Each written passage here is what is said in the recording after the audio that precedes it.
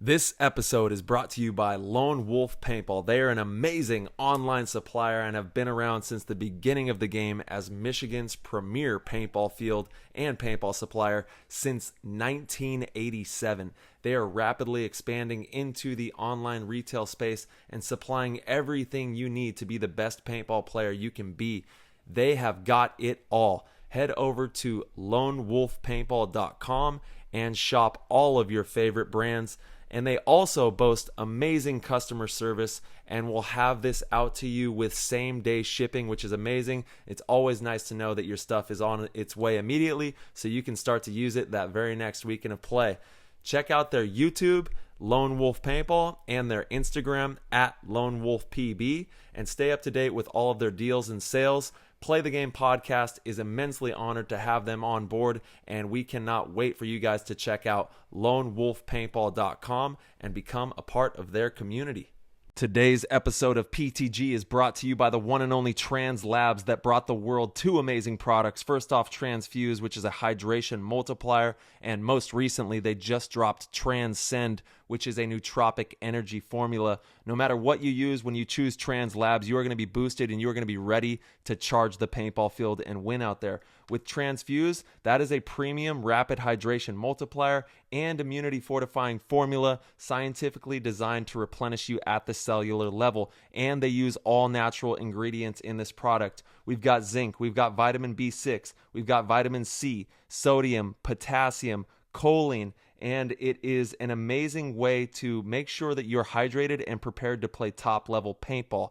When it comes to Transcend, that is a premium nootropic energy formula designed to increase cognitive performance, elevate mood and clarity while supporting long-term brain health, and it's going to leave you feeling great with no crash or jitters. It's one of the only products in the nootropic space backed by research studies to ensure the formula is correct for optimal performance. It is more potent than anything on the market, and it will keep you charged and ready to win out there. I take one scoop, but if you're stimulant sensitive, take a half scoop. And if you want that LFG dose to launch to the moon, dump 2 scoops in your drink and you are going to be flying down that paintball field.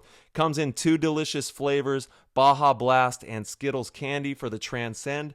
And for the Transfuse, they have 2 new flavors as well, Pineapple Express and Hawaiian Punched. So if you get a chance, head over to translabs.com. That's TRANZLABS.com.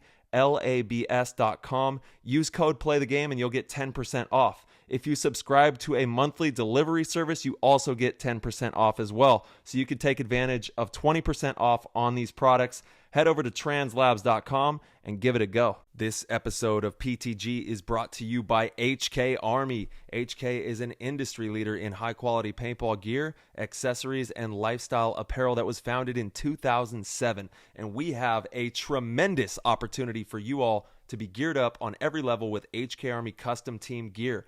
Whether you're on the paintball field or in the airsoft arena, take your game to the next level by using code PTG to get 50% off your custom gear design fee. And I don't think y'all heard me out there. That is 50% off, and you will be able to collaborate with a seasoned designer to create custom branded HK Army jerseys, long sleeves, t-shirts, pants, gloves, or headbands for your team with no minimum order quantity. Head on over to hkarmy.com/custom and use code PTG for 50% off on your team's custom gear design fee right now. Let's go. Thank you, HK Army, for everything you do in paintball, in airsoft, and in so many people's lives. We love you. Go check them out. What's going on, PTG Nation? Thank you guys so much for tuning in. This is a celebratory show, a huge milestone. We are on episode 200. We could not get here without all of you guys, so we brought in all the big heavy hitters. You guys are definitely going to love this one. We have everybody that you guys want to hear from around the horn, around the world. This episode is a banger. So without further ado, we're going to hop in the show. Hope you guys all enjoy. That was an insane inside move by Marcelo Margot. Great communication. And the crowd starts chanting Harmon. Great shot by all the guys. So Tyler Harmon saved that game. He came out with 2 wins. Marcelo Margot was on fire.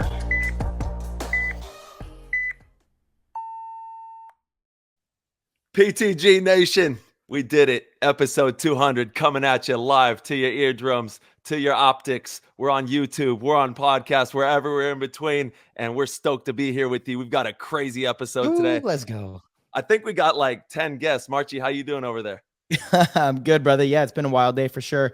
Preparing for the show. We've got, like you said, 8 to 10 guests. A lot of the OGs that have been on the show quite a few times and have shared some amazing stories. So just a little show to, have some fun, show some, respect to the earlier episodes and talk about some current stuff. There's a lot of really exciting stuff going on in paintball right now. There is, truly. And yeah, that's what this episode's all about, showing love for the love of the game, for the culture of the sport. That's what the mission has always been here at PTG. So we're doing our rounds, saying our thank yous, and obviously going to be tapping in with a bunch of people. We got Oliver, who's going to be jumping on in the next minute or two here, and he's going to be telling stories about things that MC Monarch does on the tour bus. They're traveling around the country having fun. So he's going to be talking to us about everything that he's got going on. The new rap video, obviously, we all saw that dropped. And I think I'm going to be making a debut on one of these new rap songs coming up, which is crazy. Stop it.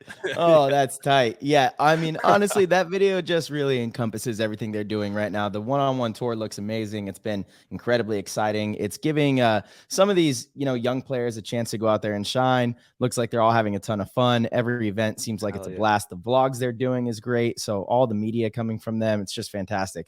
It is, and that's Oliver and Alex's baby there. They're crushing it. So here we've got MC Monarch in the building right here. The man, MC. The myth, the legend, MML. Langer. Yeah. Let's go, baby. Dude, look at his background. I went Let's go. 300. Big for the 200. Let's go, baby. MC Monarch in the house. Let's get it. Dude, drop us a bar right here. We need a bar. A hot. Sorry, I only work with AI, so literally, you'll love the story when it comes out. But we came up with the idea. All of a sudden, I just hit AI real quick. It gave me a rap. Like by the time I put on the glasses and out of the bus, we were in like the shots because we're in this really weird place, and we literally made a rap video in 5 minutes, and it took us 25 seconds to download it on the AI. And we just crushed it. We're gonna go. Dude, I had this whole image of you in the bus writing, really working on those lines, and I was like, "Damn, dude, nice. My man's got a little bit of flow." This is a major hack. That's a huge hack. Yeah. AI is the future, boys. Oh my God, man. Oliver, you obliterated that. And then where did you film that at? Yeah, we stopped at this really ridiculous place called south of the border, but it was north of the border. That's why it was so fun. Ah, okay. That's great. Yeah. Man. South of the border, but I'm really north. Yep. Both. One foot in, one foot out. Boys, congratulations. 200? Oh, man. Thank you. 200. Bro, that's amazing. You guys are crushing it. 200 episodes. Man, and wait till you get to the 400, to the 500, to the 1,000. Yeah, to the 1,000. It's coming.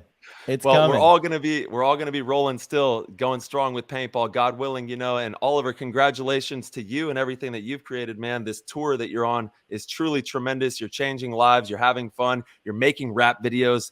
Dreams are coming true, dude. Totally, dude. It's happening. It's like we're only the third weekend into the tour, and it's like each time it gets better, of course, right? Yeah.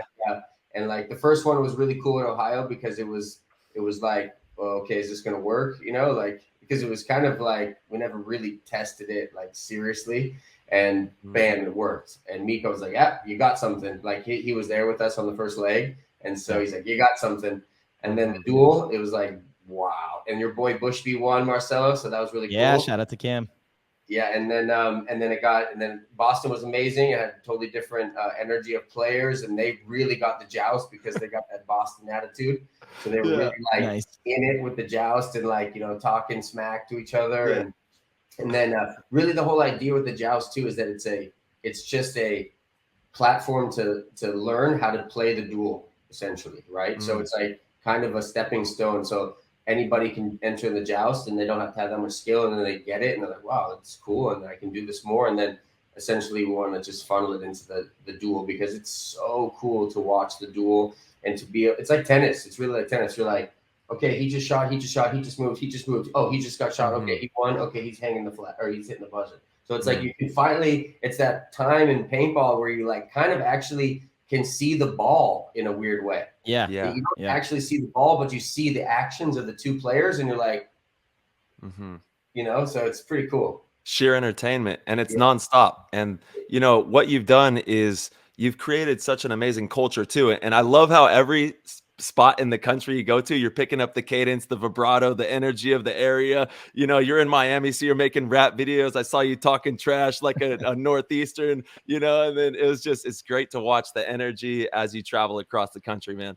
Yeah, the different archetypes come through. We were just we were in Georgia, Savannah yesterday, and we were all really some Southern gentlemen down there. You know, we were eating some shrimp and grits. We were just sweethearts, just loving each other up. You know, it's just much more softer conversations than in Boston. You know. Yeah, I love it, dude. It's so badass. And you guys, and the fact you guys are doing. Yeah, 100%. And the fact you guys are doing full-length vlogs on this is huge, because actually it's going to capture the travel lifestyle of not just professional paintball players, but all paintball players, which is the best part. I think we've always all agreed that, like, we need to showcase that. You know, that's what we all kind of fell in love with, is the, you know, the friendships, the travel, the experiences, you know, enjoying different foods in different places, the different cultures. So I'm really excited, man, to see you, one, accomplish this throughout the US, but we know this is going overseas eventually. Totally. Yeah. We've already have the whole thing. We have so much interest right now, which is really cool. It's like, I just looked at an email like from Alex sent me that somebody in Canada is just going to start their own joust. And that's exactly what we wanted to do. Like, I want to just, you know, like when we were in Ohio with Pando, Dave Pando, shout out Dave Pando. He was like, so how are you protecting yourself with this? I'm like, I'm not protecting myself with this. Like, anybody can have it. Like, the point is everybody should be playing paintball all the time. And to me, this is a great way to be able to play paintball. It's a new way to be able to play paintball. It's a new way to be able to, you know, be able to get actually a real tournament experience in actually 1 hour. Like, that's what's so cool. Like, when you guys see this, you're going to love it, because you really get the full spectrum of a tournament in 1 hour. Like, you get onto the team, you meet people, right? You get the general. The general's got this, like, you know, a little bit more, you know, he's got more time. Like, the general should be a veteran player or someone who knows the sport well. So he's kind of get this coach. And then all of a sudden, you know, you're on this team with everybody, and you've got your hero moments, you know, and it's like the first game starts and some people lose, some people win. And then you go through the whole hour, and the hour takes quite some time, like, in a sense, right? Like, it's like, when you're 10 minutes into the match and it's like, you know, 10-10 or whatever it is, you're like, I call on the microphone, I'm like, MC Monarch comes up and says 50 minutes in the running clock, and people are like, 50 minutes still, like, what? A lot of time. So you go through the whole spectrum in 1 hour. It's kind of like the prelims, kind of like the quarterfinals, the semifinals, and then at the very end, it's like the finals, you know? Yeah. And then somebody wins, and it's actually for nothing. It's kind of funny. We made these little, we were looking for a trophy, right? And we were kind of scouting around, and we went into this little shop, and like we found miniature trophies, you know? Yeah. And then funny, because I grabbed them and I was bringing them up to buy them, and then Kevin's like, hey, look at these. I'm like, bro, I already got them. And he's like, they're perfect. Like, yes, we're going mini trophies, you know? So that's epic. They win a little mini trophy, and we've been giving it to the field, or, you know, anybody who wants it, you know? And Kevin comes out as the king, which is a funny little, you know, skit. And then we deliver them the trophy. Like in Boston, it was with Anthony. And I was like, okay, we're going to give you the trophy now. And Anthony was kind of like, okay, like, where's the trophy? And I was like, out of your pocket. Here you go, you know? Dude, it's the elite mini trophies. If you get one of those, that's big time. Big time. Yeah. And now I'm hand drawing the, you know, joust victory, you know, with the date on it. So it's a hand drawn trophy, you know? Damn. It's actually the move too, because like, you won't run out of room for all your trophies. Dude, you know? Right? Yeah. Running out of space over here. Imagine you have all these big trophies at your house on the mantle, and then there's just that one little one. Yeah. Like, what was that one for? You know?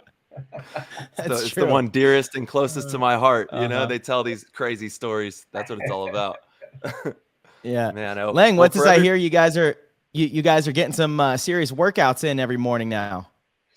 Lifting dumbbells and going out. We're trying. Yeah. I mean, it's just like paintball life. It's there's the schlep, right? As Alex would say, or Ryan would say, it's that's one thing about which is also exciting. The schlep is in a weird way exciting, but also once you do it for 20 years, it kind of gets a little old, right?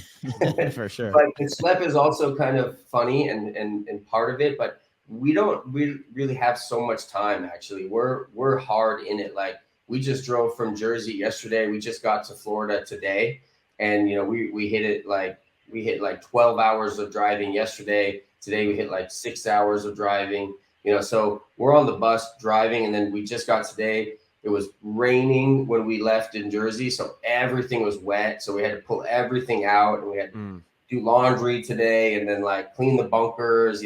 There's all these little things you don't see behind, the fun, and which is also still fun and part of it, and Dylan's doing a good job. Shout out to Dylan. He's doing an amazing job on vlogging us, and he's just cracking. He's out there just working it, and he's kind of putting it together to kind of show there's work involved. And so we just got to Miami today. We're picking up some product, and then we're going to go up to Kissimmee this weekend and do the tour, or the joust and the duel. So we got to drive up there tomorrow, and then set up Thursday, and then set up Friday, and then run it Saturday, Sunday, and then unpack, break everything down, and then pretty much hit the road again for Alabama. So we kind of have like a Tuesday, Wednesday, not really free, but like those are kind of the day where we could get the pump in.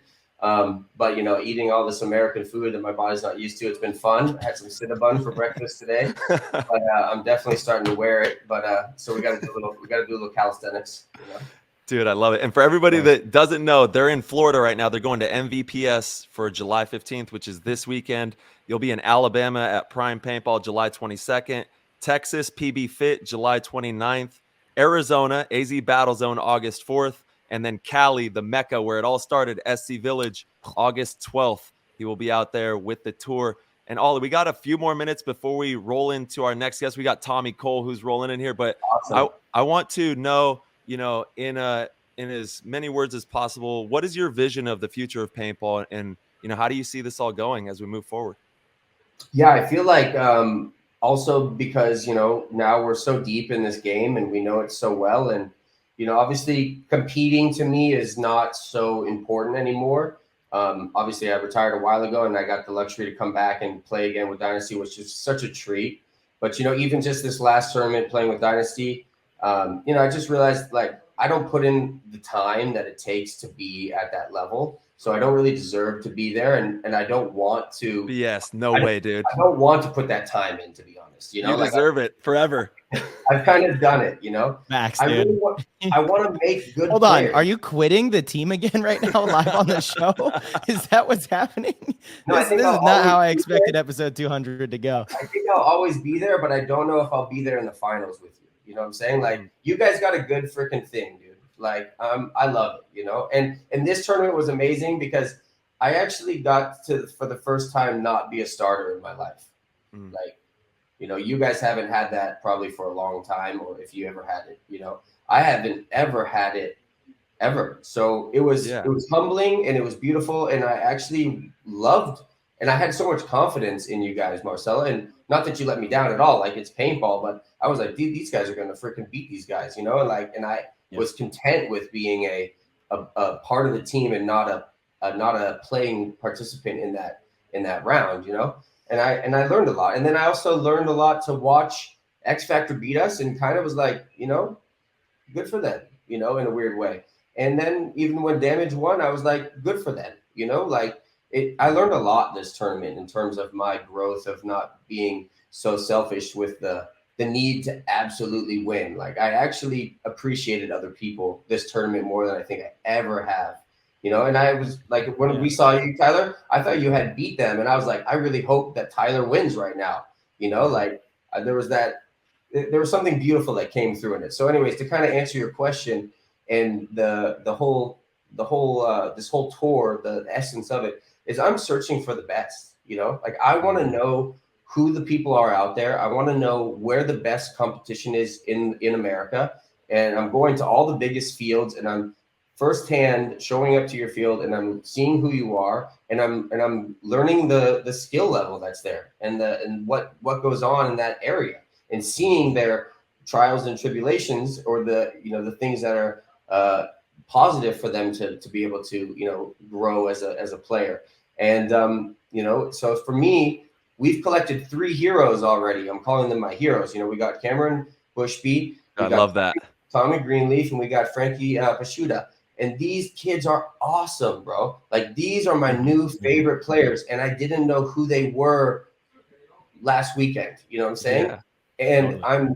We're now, as Hormesis, like, I want to influence these kids to become the best, right? Like, I want to do what I can do to sponsor them, to give them the avenue, to give them the platform, to give them what they need so that they can chase their goals and achieve what they want in the sport. And I'm still collecting 5 more, so I'm going to have a whole team of these heroes. I love that. And the fabric of the sport needs you. It needs us out there at these fields. It needs everyone coming together and supporting this thing we love, Totally. Like, Nick Laval drove like 20 something hours out this weekend to Jersey to monster part of it and see it. And we got to play each other in a demo match, which was awesome. And he also generaled the team. And Dylan, my camera guy, was like, Nick Laval's amazing. He's like, he shows up at paintball fields. He'll just drive out with his dog and he'll just show people how to play paintball and be their friend and, like, play them in one-on-ones. I'm like, bro, that's amazing. Like, that's what we need. That's exactly what we need. Yeah. So that's what I'm doing. And I'm searching for these heroes. And I really do believe in the joust. I really do believe in the duel. I think that it's going to be something quite big. And I'm really looking forward to you guys being able to finally witness it, because, like, Mr. U came out this weekend also, Pete Uchik, and I haven't seen him for a long time. And he was like, kind of like, excited to see me, but he was kind of like, what are you doing? Like, what is this? Like, he didn't get it, right? He totally didn't get it. And then he was there for the duel, and then it was like kind of the finals, and he was kind of hanging out at the booth. And I was like, I called him on the PA as MC Monarch. I was like, Pete, come out here and watch this stuff. Like, this is good. Like, this is good paintball. And he hasn't seen this stuff for a while. So he went up and he kind of, like, actually commentated on the live webcast that was there. And he came down. He's like, dude, this is amazing.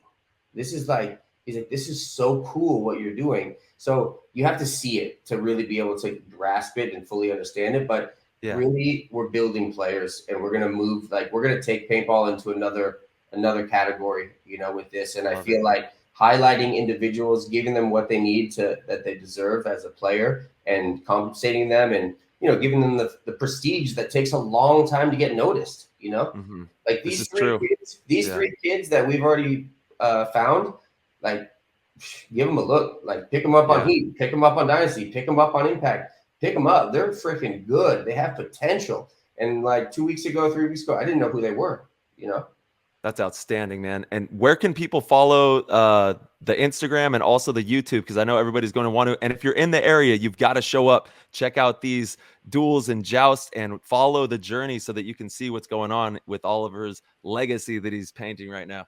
Yeah. So Instagram, we're just teasing stuff out there all the time, and then the vlogs are going up on the Hormesis Production YouTube. And we've also allowed all media to come out. We're giving them, like, shirts, to photograph and take videos. So we've got, like, a lot of outside media people, kind of, or, like, other paintball media people to come through and just photograph and storytell with it. And that's going to spread like wildfire also. So I'm sure you'll be able to see it. But, if you haven't heard, we're on a tour. So come out from under your rock. A big part of it is really showing up, and I'm pretty vocal about that when it's happening. I'm like, like, you guys showed up today. And that's a big part of it, right? Like, you guys do these clinics and you go to these places, and sometimes, some people don't show up for some reason. Like, if you want to grow the sport truly, you got to show up. That's it. That's step one. That's a big one. No, actually, that might be the hardest one. That's right. And then when you show up and you go through the tour, you go through the clinic, or you go through the joust or the duel, like, by the end of the day, you're a different player. When you see it, when you do a clinic. Straight up. No, you're absolutely right. Everybody show up, show love, and follow the journey. Show out. MC Monarch. I'll see you in the studio pretty soon here. We're gonna drop some beats. We're gonna have some fun and start recording and doing some fun music stuff too. And then Ollie, we love you with all of our heart, dude. Thank you for everything you do in the game. That's what this episode's all about, is showing love to people like you. So thank you, good sir. And safe journey, safe travels, bro. I love you guys. Yes, Congratulations. love 200. You. Let's go, Thank baby. you. Woo! Love you. All right, Langer. Talk to you soon. Peace See you out. at practice.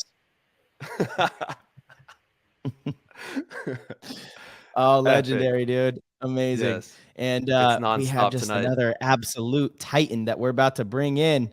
We got Tommy Cole. Tom, How we doing, guys?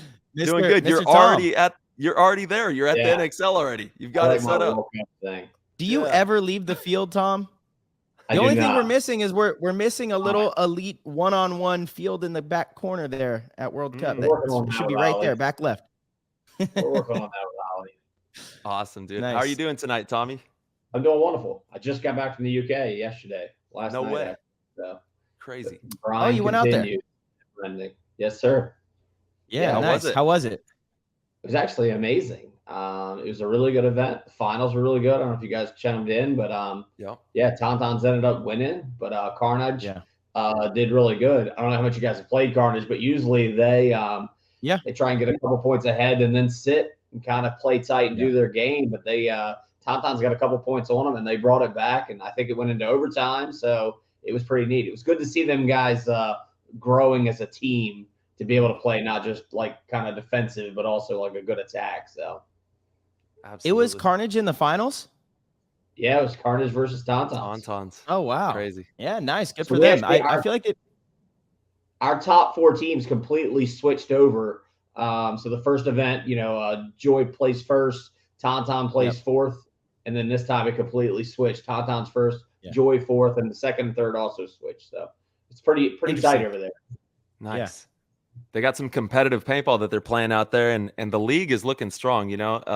The broadcast is great, and it's good to see that the Tauntauns are going to be making their way to World Cup at the end of the year there. Yeah, it looks like it. It looks like right now, the top three are pretty locked in there. But the winner of Paris gets to come as well. So that's the so it's really the top two plus the winner of the European Championship. So nice. So the Tauntauns actually won. They were kind of like the underdog going into Paris. They hadn't done well all season, and then they pulled off the win at Paris right at the last second. So that's pretty clutch. Yep. We're taking 3 total teams from Europe. Yep. This year? Okay. It wasn't that way last year, was it? Yeah, it was. Same It was exact 3. thing. Yeah, Tauntauns made and it then to one the Champions round, and then you had the Luckies and Carnage played in the divisional. Yep. And that was fun, man. Carnage came to World Cup last year? Yep, they played last year. Yeah. I didn't even know that. Awesome. Cool. They're quiet. Are we doing any? Speak English as much, so they kind of stay to themselves. But yeah, they're a great team, and I think they're better now after coming to World Cup and playing everybody. I think they got some fire in them, so I was pretty impressed. They just won the French national championship as well, so badass. A couple weeks ago. So yeah, keep it up, guys. Way to go, Carnage, man. Yeah, and they're playing pretty good. I mean, they were so close to winning this, they get tasted. I seen it in their eyes. When they lost, it was Axel's a tough one. It had a true ladder snake, and so Axel, when he got in there, he would just 4-pack, 5-pack, 4-pack, 5-pack. He was brutal. Sheesh. So was he the MVP? Sounds like he was the event MVP. I'm pretty sure he was. I didn't pay attention that far deep. Once I got into it, I was enjoying watching him play. So yeah, amazing. Yeah, and that's a long trek back home, so you probably got a little jet lag. Brutal. Yeah. It's brutal. But I didn't realize. Man. Friday. So it's not. Wait, where are you going on Friday? So we're going to West Virginia. The Boy Scouts. We have a Boy Scout jamboree. They have let's call it 40,000 kids to be there. And so over the next 10 days, we're going to let all 40,000 shoot paintball guns. 40,000. Do you have any of the pros? I know originally we were talking to Ryan. No. So what we're going to do is, it came up fast, to be honest. So what we're going to do is we're going to have 3 TVs going while they're in line. So one of them is going to show the ICPL, one of them is going to show the NXL, one's going to show the WNXL. And it's going to have a QR code underneath of each one. So they can click that and then go directly to the YouTube channel to kind of follow each one of those different things. That's amazing, man. And Tommy, this show is all about giving thanks and paying homage to everybody in the industry who is going above and beyond and making sure that this game continues to be played. And you're one of those people, man. And doing things like this is something that is going to have a monumental impact on the sport. 40,000 fresh eyes are going to see paintball guns and get to run around there and have some fun. It's outstanding. I hope so. And one of the other things we're doing is I'm betting there's going to be some people that want to open up fields or stores, after this. So we have a special banner with a QR code on how to start a paintball business and how to get more information there. So I'm hoping we get some parents that are in there. They're saying, we got some good land somewhere and we want to open up a paintball park, and boom, here you go. Have at her. Boom. There you go. More paintball. Play the game. Yeah, that's absolutely huge. Tom, I didn't realize you just got back. Thank you so much for joining us. I know how those trips can take a lot out of you, and it's for you to still be on the show. It's pretty nice. It was worth going to with you. It was worth. You didn't even question it when I reached out. You're like, yeah, sure, would love to. I'm like, all right, sweet. You must have just got back from vacation. Yeah. So I went out there. I haven't even unpacked my car from Philly, and then now I have. Then you've added on the UK event. So, yeah. So dude, I got a lot of unpacking to do before the Boy Scouts. Man of the people right here. I'm telling you, TC. Let's go, baby. Yep. And then we got NXL Chicago that's coming up. I'm sure you're getting ready for that with World Cup. We only have 2 more events for the U.S. circuit this year. So how's it going? Getting ready for all that? Is there any crazy news going on that we need to know about? Yeah, I've been thinking about the crazy news, and I guess I'll give a little sneak peek to something that I've been saving. But all right. Marcel asked me, and I was like, absolutely not. Do we know anything? So we will be. We're working with Ryan and the guys at Icon, right, to try and do the award ceremony. So this year, the Sunday after the first event of the year next year is going to be in Vegas. So that Sunday night at the Sahara, we will be having an award show that's going to be pretty good in my opinion. So we have the largest. They actually have the largest TV or film or screen in Vegas, which is where we're going to show like the move of the event, the move of the year, and all that stuff on it. Damn. So I think it's pretty cool. It's at the poolside bar, so it's going to be pretty tight. I'm pretty excited about that. It's going to show move of the year of the previous year. It'll show stuff from the previous year. This year we're going to try and bundle the two because the last one was a little rushed because it was at the World Cup and it was kind of like done on that VIP area. In order to give everybody their true, whatever, we're going to try and do 2 years in a row here. So we'll do a retro one. So like, I think Adam Gardner won, right? So we'll do something about him. But then when we do let's just assume we're going to say Houston Heat pulls it out this year and they become team of the year, right? Because I'm not going to talk about Dynasty anymore. So Houston Heat becomes team of the year, right? So we're going to say, so we'll show like their little story on that video to kind of explain how they got to that point and then call them up on stage and give them the award. But we're not just going to do the Pro NXL. So we'll also do an ICPL version of it as well. We'll also do like scenario guy of the year and that kind of stuff. But we also want to give some shout outs to the industry. So fields and stores that we think are doing a good job promoting the game. We're also going to give those guys awards. And then that Monday we'll start what we're calling the summit, the paintball summit. That Sunday we'll start that. So it is replacing the extravaganza. So basically that Sunday night, we're hoping to be the accumulation of like the NXL is leaving at the award show, the industry is showing up for the extravaganza that are also at the award show, and then everybody's leaving. So trying to make it a good night. I mean, we don't really have a glamorous award show. These guys, right? Not at all. Yeah, we need something, right? Oh, I'll tell you what we got. The biggest TV in Vegas. You better show out. Let's go. Yes, we do. I mean, that's like the coolest players party of all time. That's going to be the best version ever. Yeah. That's where we're betting. It's 15 minutes from the hotel or from the field. So, Hell yeah. That's awesome. We've been working on this for over a year now. So I'm pretty excited about it. I usually try not to give these things up until they're about to happen, but we're partying. We're partying. Yeah, we're partying. The PTG listeners absolutely appreciate it. I'll tell you that. We got a lot of listeners that are, really interested in the growth of the sport, and they love when you come on and share good news. So That's awesome. That's really cool. That's a step in the right direction. And that's the kind of stuff that if we do a good job of filming it and recording it too, sharing that type of content with the masses, I think is really important, because it just shows legitimacy and professionalism in what we do. It's like, it's not all for nothing. Look at, these cool experiences that we get to get because of all of the, blood, sweat, and tears that we've put into this game. So those kind of awards, I know a lot of athletes like to say it's all about winning and nothing else, but that kind of stuff really, makes it mean something. The silly plaques, that are given out, like those mean something to players. If you're not making millions of dollars, these types of things are certainly, something that you're going to cherish forever.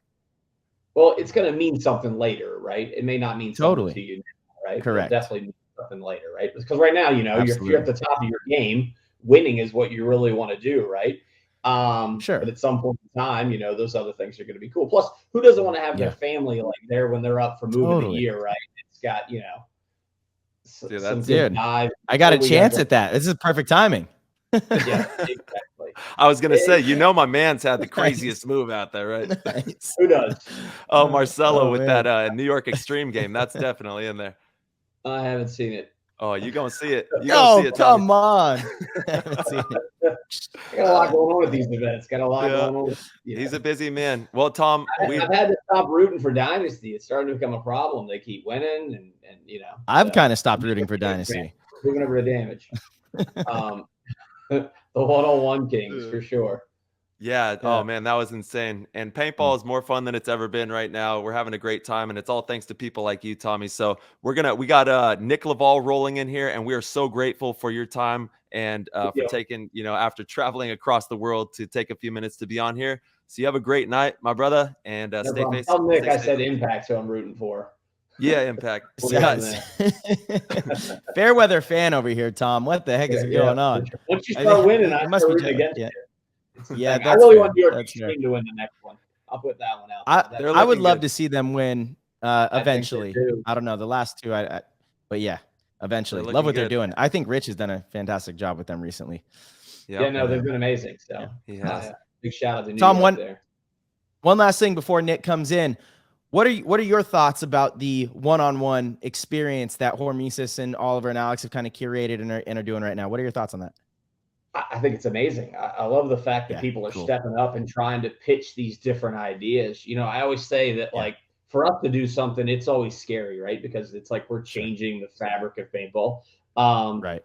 But we can try these other events and kind of see what sticks and go from there, right? And it brings someone's blood, sweat, and tears into it, right? They're going to pour their heart and soul into it. And that's when you're going to find out if something's really going to work.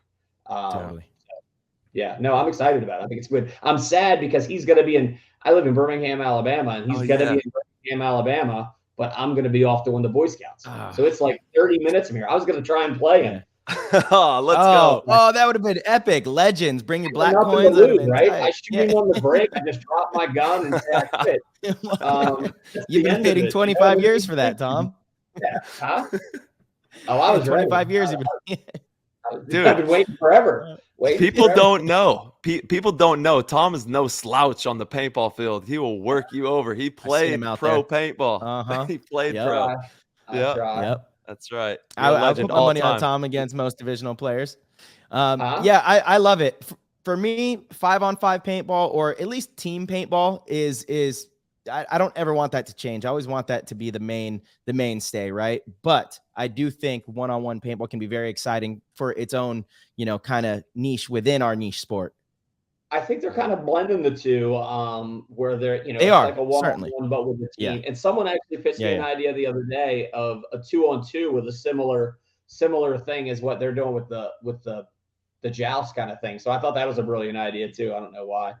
Oh boy, is it Ryan with the red zone? No, Ryan hasn't hit me up now. Okay. What's the red zone? It's a drill that we do at all of our clinics. It's fantastic. It's really exciting. I think we did try to pitch it to you to do like a halftime thing at World Cup one of these years. I'll explain it to you sometime. It's a really fun drill. Right. Everybody that plays it loves it. It's like a team-oriented one-on-one thing. But Tom, that's cool. You're the man. Legend. Thank you so much. And go get some rest. We got Nick Laval cruising on in. Have a good night. All right, guys. Thanks. All right, brother. You're the man, Tom. Thank you. All-time legend. All-time Tom legend. Cole. Episode 200, dude. We are in a tornado. Non-stop. So we are so lucky to have gotten Nick Laval. He's obviously PTG alumni. We've had some of the best conversations of all time on this show with Nick Laval. He's camping right now, so he was like unsure if he's going to be able to make it. Oh, you got yours too. Nice. We both go for our tin. Yeah, we both go for the tinfoil hats. I love it. But turns out he was able to make it, so let's bring him on in. Mr. Nickster. Nick, you hear this? We got a black camera right now. You hear that? Crunchy time. Calling Laval. What are you doing? He's really actually, yeah, probably. It couldn't be any worse than bah, bah, bah, bah. So he's actually he's in the middle of nowhere right now. There he is. So let's see. We got him. All right. Sweet. Boom. Oh, right. We got him. I did it. Can you hear me? We can hear you. Oh, no way. All right, sweet. Talk to us about your process right now. What's going on in your world? Where are you? What's happening? So right now I'm in the Catskill Mountains. I drove up here after the Hormesis event in Jersey, and it was actually just by complete luck. I was like walking out by a lake because I hadn't had service for a while when I got your text about the time, and I was like, I think I can make it there. So I hopped in my car and I drove back to a road that I remember had service, and so I'm sitting on the side of the road right now talking to the boys. Let's go, I Nick. love it, dude. That's the dedication. Dude, you played the Grandmaster in the one-on-one Elite Tour. How was it in the duel? That was a pure honor. I was pumped to even have the chance because, like, I've approached many people with the Black Hormesis coins, and no one is down to play. And Oliver was like, dude, of course we're going to play. We're going to play on my format, and, like, wanted to run it with another pro and hopefully get people interested in wanting to play it. And so I was stoked to not only play that format, but play against him and, like, squeaked a win out by 1 point, and so that was really cool. He was having fun the whole time, and I wish I was as entertaining as him, but I'd rather have the coin. He's the OG 100%. of OGs, dude. Goat of goats, and you got to play against him. So what was it like running around on that tight quarters field with Ollie? Dude, I love it. It's similar to tennis, and I really think that there's a future in that format. And it's really close quarters, so you're shooting 280, but it hurts. It's a stinger, and like I have not been close to puking since I was playing like X ball when I was like 16, and we played like 20 something points. It was like 85 degrees out, and like right when it ended, I was like, I got to go to the air conditioning right now. I'm gonna throw up. So like it was hard. It was really hard. Yeah, it's an imagine hour. having to go through like multiple matches in a day. That's endurance, and being a real athlete is going to absolutely pay dividends. 100%. Some of those young bucks that have won some of them, I mean, I think they play like 5 in the day, and so like I think that's really a young man's game, and I think sport in general. That's why older guys get phased out of any sport, and so like. I love that about that format specifically. Do I think there's a place for formats with older out of shape dudes? Of course. I want to get phased out, but I'm close to getting phased out on that one. I'll tell you that. Yeah, actually, our boy Cameron Bushby won the very first one. I know he did a lot of training with you out there in Colorado, but leading up to it, he was putting in a lot of work off the field too. He made fitness a priority, and he was telling me that it absolutely paid off in the event.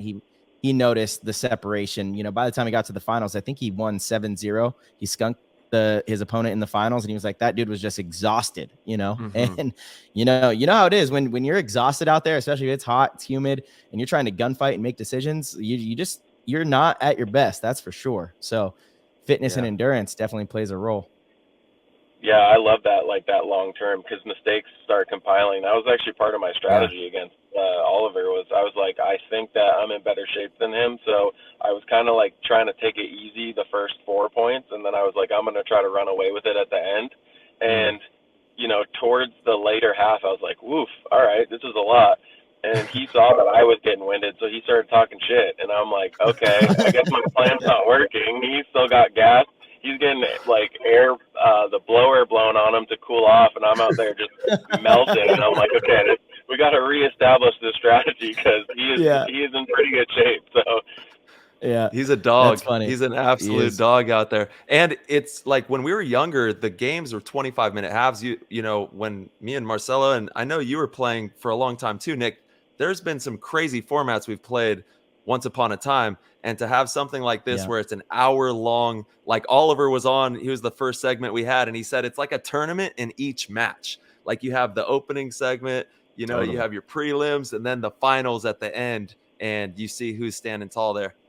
Yeah, I just love anything with like the ability to adjust, because like I did some of the commentating on like the finals of that event, and like, you know, in modern paintball you really only have like, you know, 2 points to adjust, and so you can't really make that many mistakes, whereas like in a longer format in the X-ball games you're talking about, you could go in with a shit strategy, get blown out at the beginning, and then maybe your second strategy works, but then your opponent has a chance to change up their strategy for, you know, 4 points, 5 points. And like I just love that about the long-term formats of anything. And so like that's something I have been missing a little bit in the modern rendition of paintball. And shout out to Boston Paintball for holding the event. It was always a great time out there at Boston Paintball. And we're actually, I'm going to see you soon, Nick. We got summer camp here in a couple of weeks that I'm about. Oh, Marchie's not going to be there for the first time ever in the history. Yeah, it's sad, dude. It's sad. No, it's sad. not going to be the same. Really, that's just not the same. We're going to miss you, bro. Jeez. It's truly like it's the best event of the year. World Cup's number 1, summer camp's number 2 to me. That I've ranked them that way since the very first summer camp. We lost Mr. Laval for a second.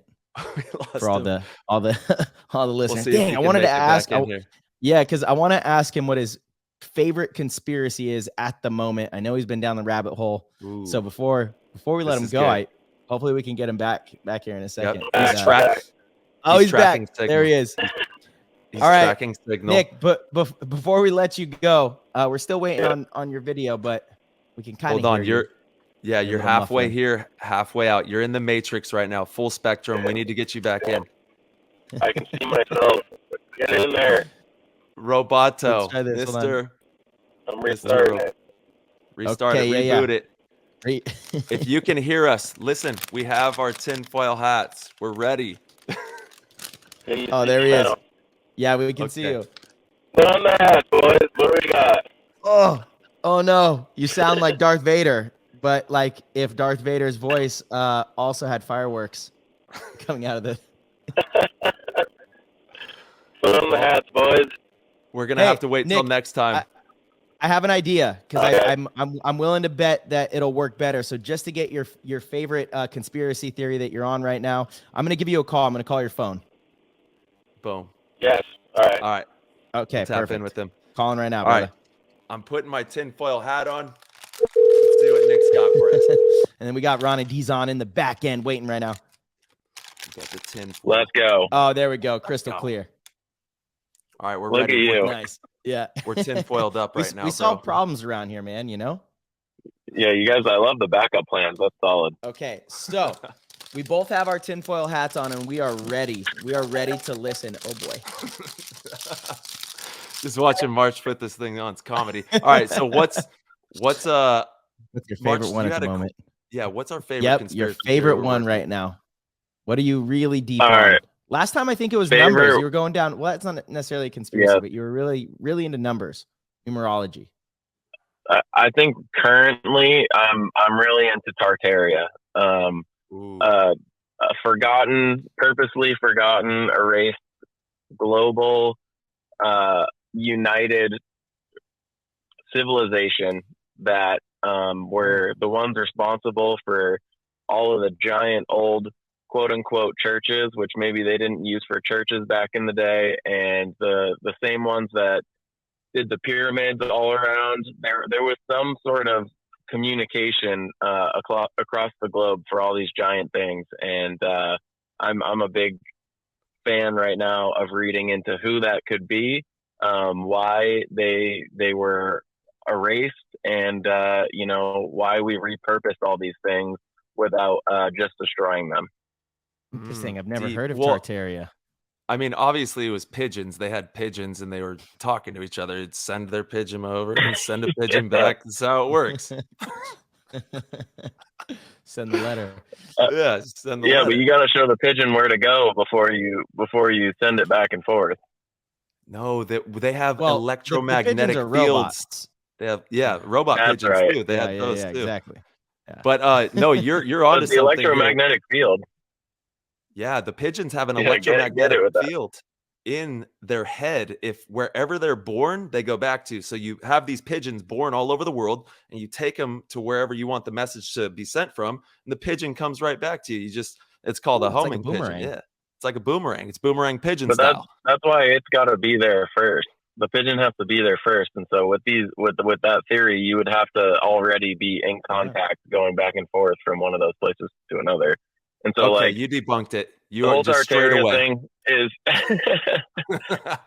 well, I mean, I love the idea of the world being a little bit more magic than we like to in our modern society. Like to believe that it's all been discovered. It's all been one of the most depressing memes I've ever seen in my whole damn life was a meme of a kid looking up at the sky, and it says, "Too late to explore the world, too young to explore the universe." And I just think that's BS. I think there's plenty on the earth to be explored, and I think that instead of looking up, we should be looking down and inside. Yeah, I agree with you on that. Nick, real quick, since again we got Ronnie in the back end right now. I'm looking right now. The One World Tartarians, is that a book you recommend? How do I learn more about this? I typed in. I have not read that, so I mean, I can't. I would assume that they relate those to the Tartars, which they think that that might be one of the reasons. But I like that whole civilization coming from the Norse and the people of the North. And I think the videos to watch on YouTube are anything from AWAR, so AEWAR, and they get deleted all the time. So you got to find the whole series. Sick, dude. You're the man, dude. I love tinfoil. I appreciate you guys. I love what would that be? TFHT with Nick Laval. Love it. Well, congratulations, you two, on friggin' staying dedicated and making such a sweet show and bringing the community together. You guys are crushing it. I hope you don't change. Keep it up, dude. We love you, Nick, and right back at you, dude. Happy birthday to you, bro. That's what this show's about. Is showing thanks to people like you. And actually, when Oliver was on the show, before you go, he said we need more people like Nick, because Nick will drive 20 hours across the country in his car to go hang out, play paintball. He'll drive wherever, and you have heart and passion for the game. And we need more players like that. So thank you, bro. Thank you for everything you're doing. Well, dude, we learned from the best. He's one of the leaders in that form, and we got to give back to people like Lil Cam and be examples. So I'm just trying to do what I was taught, and you gotta do to teach people. So there we go. Happy birthday, PTG world. Let's go, dude. PTG. You're the man. Stay Nick, crunchy. thank you so much. You guys are awesome. Talk to you soon, brother. Talk to you soon. Hey, stay safe out there camping. No rattlesnakes. Deal. All right, brother. Talk to you soon. Later, bro. Oh, man. Dude, we're so lucky. Guy. We've got the best group of, we're the luckiest, dude. Oh, and we got another banger. Ronnie looks like he's at a disco right now, man. Let's bring him on in. Let's go, baby! What Episode 200, let's rock! Oh my God. If you didn't know, now you know. Yeah. I busted out all the stops, dude. You got it all, baby. Dude, that room is on fire, Ronnie. Dude, literally, it's going to start on fire. We better hurry up. Yes. We're starting fires. That's crazy. Let's go. Heat it up. Dude, your setup is sick. If you guys are just listening, you have to go to the YouTube right now and check out Ronnie. If you guys are, I'm sure you have this in Dizon Docs or your where you're streaming video games. I haven't really shown too much of this. Okay. That looks tight, dude. I got to do a room tour. I got some jerseys on here. We got people on here. Okay. Marcel, I need one of your jerseys to put on here. Okay, well. Send me your address. I'm sending one, 100%. Here, I guess I could try. Putting it on the list, brother. We got the whole shadow. Okay, so we got Yosh right there. That's when you guys beat the shit out of us in Philly. That's Ryan Greenspan. That's when I played him in the Pro Tour. That's Keith Brown. That's when he beat the shit out of me in France. That's Keith. Kenny Rosenberg's original PB Fashion one. I can't believe he gave me that hold on. You have a Trost Lord? What? Yeah, like the original Trost Lord one. He's like, dude, I got one for you. And I'm like, this is nuts. That's crazy. Shout out. And then that whole case is like Heat players. We got Tyler, his trading cards in the middle. Yeah. Mama D, Fedorov. And then the back is all like, all mine back here. So, dude. Everyone, check out the YouTube. It's popping in Don Tent Worlds. Let's go. Cooking over there, baby. Came in with the energy, my dog. 200 episodes, man. This is awesome, dude. It is, and it's pretty surreal, dude. It is crazy. And Ronnie, the reason that you're here is because we're showing thanks for people like you in the community as well, bro. Like straight up, without people like you in this community, we don't have the type of texture, the type of fabric, the culture that we're needing, and we're thriving right now with paintball. So Don Tent is on fire. Everybody, make sure you follow Dizon Docs, and thank you, Don, for everything you're doing in the game, bro. Hell yeah, thank you for having me, guys. I really appreciate what you guys have been doing. I mean, I was just actually at a clinic in Kansas City. Shout out to Todd Boyer with Blake and Nick Sloviak. And we were talking about y'all's show, and I was telling Nick that to listen to the episode with when you got Mouse and Archie basically clapping at each other. That one's hilarious, dude. Oh, good. But yeah, man, I can't believe you guys have 200 episodes already, and you guys are only going to have 200 more, and another 200 and thousands, and you guys are going to crush it, dude. You guys are fucking doing great. Dude, how was the clinic out there? Oh, it was great, man. It was a grinder. Todd had us come out and had me come out and do like a private thing with like some of his guys, the semi-pro guys from the KC All-Stars. I had Todd Boyer puking by the end of the day. And and then Saturday and Sunday, dude, we had like almost 50 people both days. And Todd put on this crazy fireworks show, like one of the, you can ask Blake, you can ask Nick, is probably one of the longest and best fireworks show I've ever seen in my life. I saw some video of like this. Yeah, I saw some videos. Yeah, that doesn't even do it justice, dude. Like it was just of course. You think it was done, and I was like, dude, this is like an hour long. This is nuts. Like he was like, I'm not kidding. This could be the best one you'll ever see. Wait, did Blake bring his dog? Hopefully his dog wasn't there. No, he wasn't there. No. Oh, okay. You're about to say, "Oh, I wish," but then you realized. Yeah. Then I thought about the fireworks. Well, like it was like it was like a ton of people there. Not even for the clinic afterwards. It was like hundreds of people that were there just for the show. Oh, wow. That's pretty cool. Yeah. And whoever's out there, whoever's never been to the KC Sports Complex, dude, great field. The talent out there is amazing, and the people out there are great. Yeah, go give it a look. We're going to be doing a PTG Pro School out there probably next season. Todd did reach out. So Tyler, there's a few fields. Shout out to him. Shout out to Dustin LaFleur as well from GG Sports Park. We're going to be doing a few more PTG Pro Schools next year. So I'm excited for that. Yeah, nice. Definitely have to get out there. Haven't been to the KC one. The turf's incredible too. He put on a lot of elbow grease, a lot. So that's some of the best turf in the country, without a doubt. Yeah, 100%. He challenged me to find a better field. So I was like, oh, that's a bold claim. Yeah. What kind of glasses we have right now? The stunt shows. What are these? These right here, dude. These are the Lux Oakleys, dude. Lux Oakleys, bro. Nice. Yo, we just had MC Monarch on. He was our opening guest. Do you know who that is? MC Monarch? I'm not sure if I do. That's Oliver Lang, okay? Okay, I got it, dude. And I could see him just with some of those stunts on, doing some rapping. Did you see the rap video? Yeah, he's going crazy. Yeah, I saw the album for sure. I saw the album. Is there a music video? There is. There's I think it's on. Where's that at, March? I don't even know exactly where the video is. So I just saw it on Instagram. If you go to Instagram, he's got reels of the deal. It's okay, like, I'm gonna have to watch just it. well done, you know. Did Dylan film it? Dylan film it? I think so. I think so. And Dylan's really good, man. I really like that guy. He's creative. He's really good with music videos, so I can only imagine. He's a real creator. Yeah. Yeah. Yeah. No, Dylan did some work with me for some of my earlier merch drops. I was really fortunate to meet him, and he showed me all of his past work. I'm like, dude, you have been in the music game for a while, so he's crushing it. He worked with some artists that are pretty big. What's that artist that he was working with? And he went like on tour with them. He has that song that we've been slapping with G-Eazy on it. That you remember which one it was. But it's really cool to see him, transferring from working with music artists to videoing paintball and following us and all of our journeys. So it's crazy what they're cooking up over there. And I know Dylan's killing it. Shout out to Dylan. And then Ronnie, before we let you go, and once again, thank you for showing up, being here, bringing that energy. Let's go. Check out the YouTube, check out Dizon Docs. But I do want to hype up for HK Army. You have a new drop that's going to be coming out. Yeah, soon. I do, baby. I'm actually. Let the people know. Let the people know what's going on. Hold on one sec. I'm actually wearing the whole fit. You know, I got the. He's got it. On. He's got it. Pants on, you know. He's on the chair. Here, be careful. Oh, he's got the Chicago get up. I can't hear you. Hold on. That goes hard. That goes hard. Okay, Ronnie, how about this? I'm gonna send you a jersey, but I want that whole get up in exchange. I got you. Can we do no that? problem. Yeah, 100%. Oh, bro, that goes hard. Nice. Yeah, dude. Sweet. I got you. Yeah, I got it too. The thing about this is like you could kind of wear it casually and it doesn't look too paintball. Oh wait, shoot. Does it say? What does it say right there on the right sleeve? On the right sleeve? It says Dizon. Yeah. Nothing. Yeah, I'll just send it to you. He'll be fine. Okay. Damn it. Yeah. Well, I'm sending you the jersey anyway.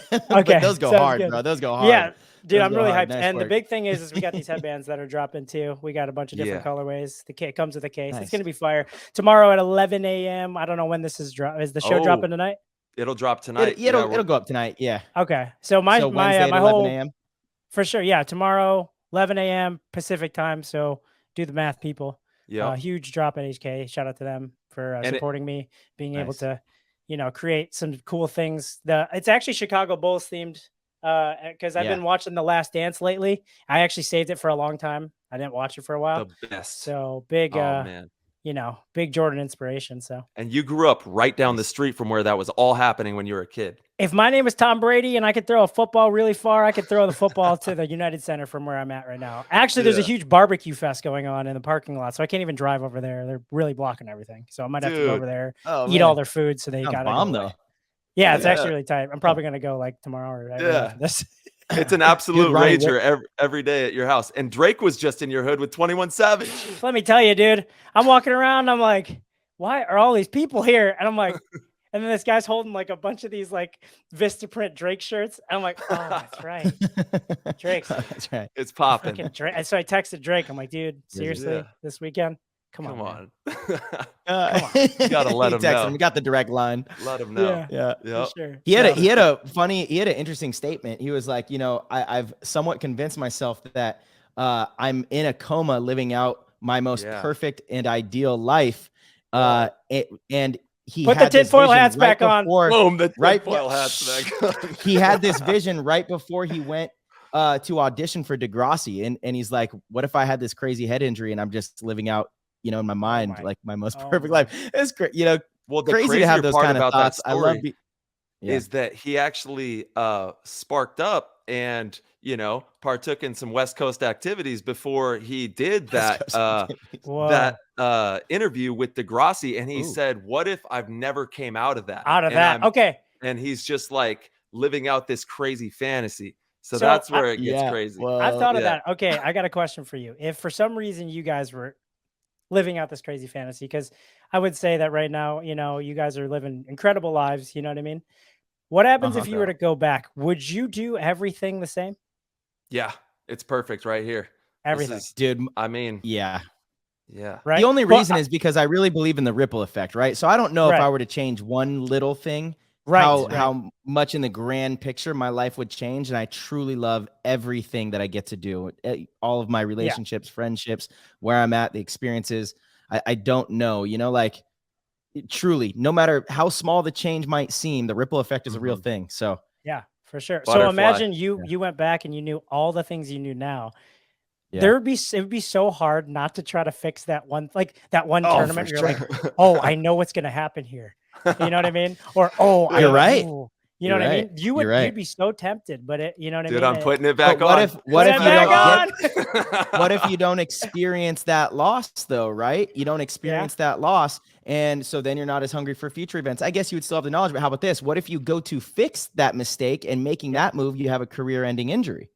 Yeah, you never know. You never know. I'm like, I could say that, I would go back and not go to the basketball court that day where I first tore my ACL. Maybe that would have, but who knows? Maybe imagine I stand by day, Marcel going, damn it, this is the day I gotta go tear my ACL. And you just wake up and you go, no. What show is that where the person continues to wake up and they replay the same day over and over and over? I know what show you're talking about, but I forget what it is. Yeah. It's something crazy, and they know they're gonna die. They go through this whole thing. There's a movie like that too, right? Yeah. Yeah, maybe it's a movie. Yeah. Dude, the universe is perfect. It's absolutely perfect. We're right here. We're rocking. And Yep. Ronnie, we love you, dude. For everybody out there, please go show out. This is going to sell out. There's only so many pieces, like 100 pieces, right? There's only 25 of each band. I was really excited because I went through like 49 samples of different headbands. I'm like, I saw it. No. So yeah, I saw it firsthand. And I actually have a special one that you gave me. Thank you so much for that. And it even says on the band itself that it's like a prototype. Prototype on there. Yeah. So, hey, tune in, hkarmy.com. Support HK as well. Thank you to all of our sponsors, Transfused, Lone Wolf, Hormesis, HK. Y'all are killing it. And go show out for Ronnie tomorrow. And Ronnie, we hope you have a great night, brother. Thank you so much for joining us. Love you guys. Congratulations. Love you, 200th dude. episode. You're the man. You guys enjoy. Who you guys got next? We got young Stevie from the Discord. He's in the back area right now. Young Stevie, actually, we can bring him in. Say what up to him. Young Stevie. What's up, Ron Don? How you doing, doing? in the house. How you doing, man? Chilling. Where is he? Good chilling. Where'd he go? Tyler's kirking out over here. He's got some weird internet issues take going off on. the hat. The hat's on. Take off the hat. Yeah, the interference, the tinfoil interference. All right, I'll catch you guys later. Love you guys. All right, Don. Thank you, Peace, Ronnie. brother. Peace, brother. Out. Peace. Gang. Let's go. Gang, what gang. up, young boys? Stevie? 200 episodes.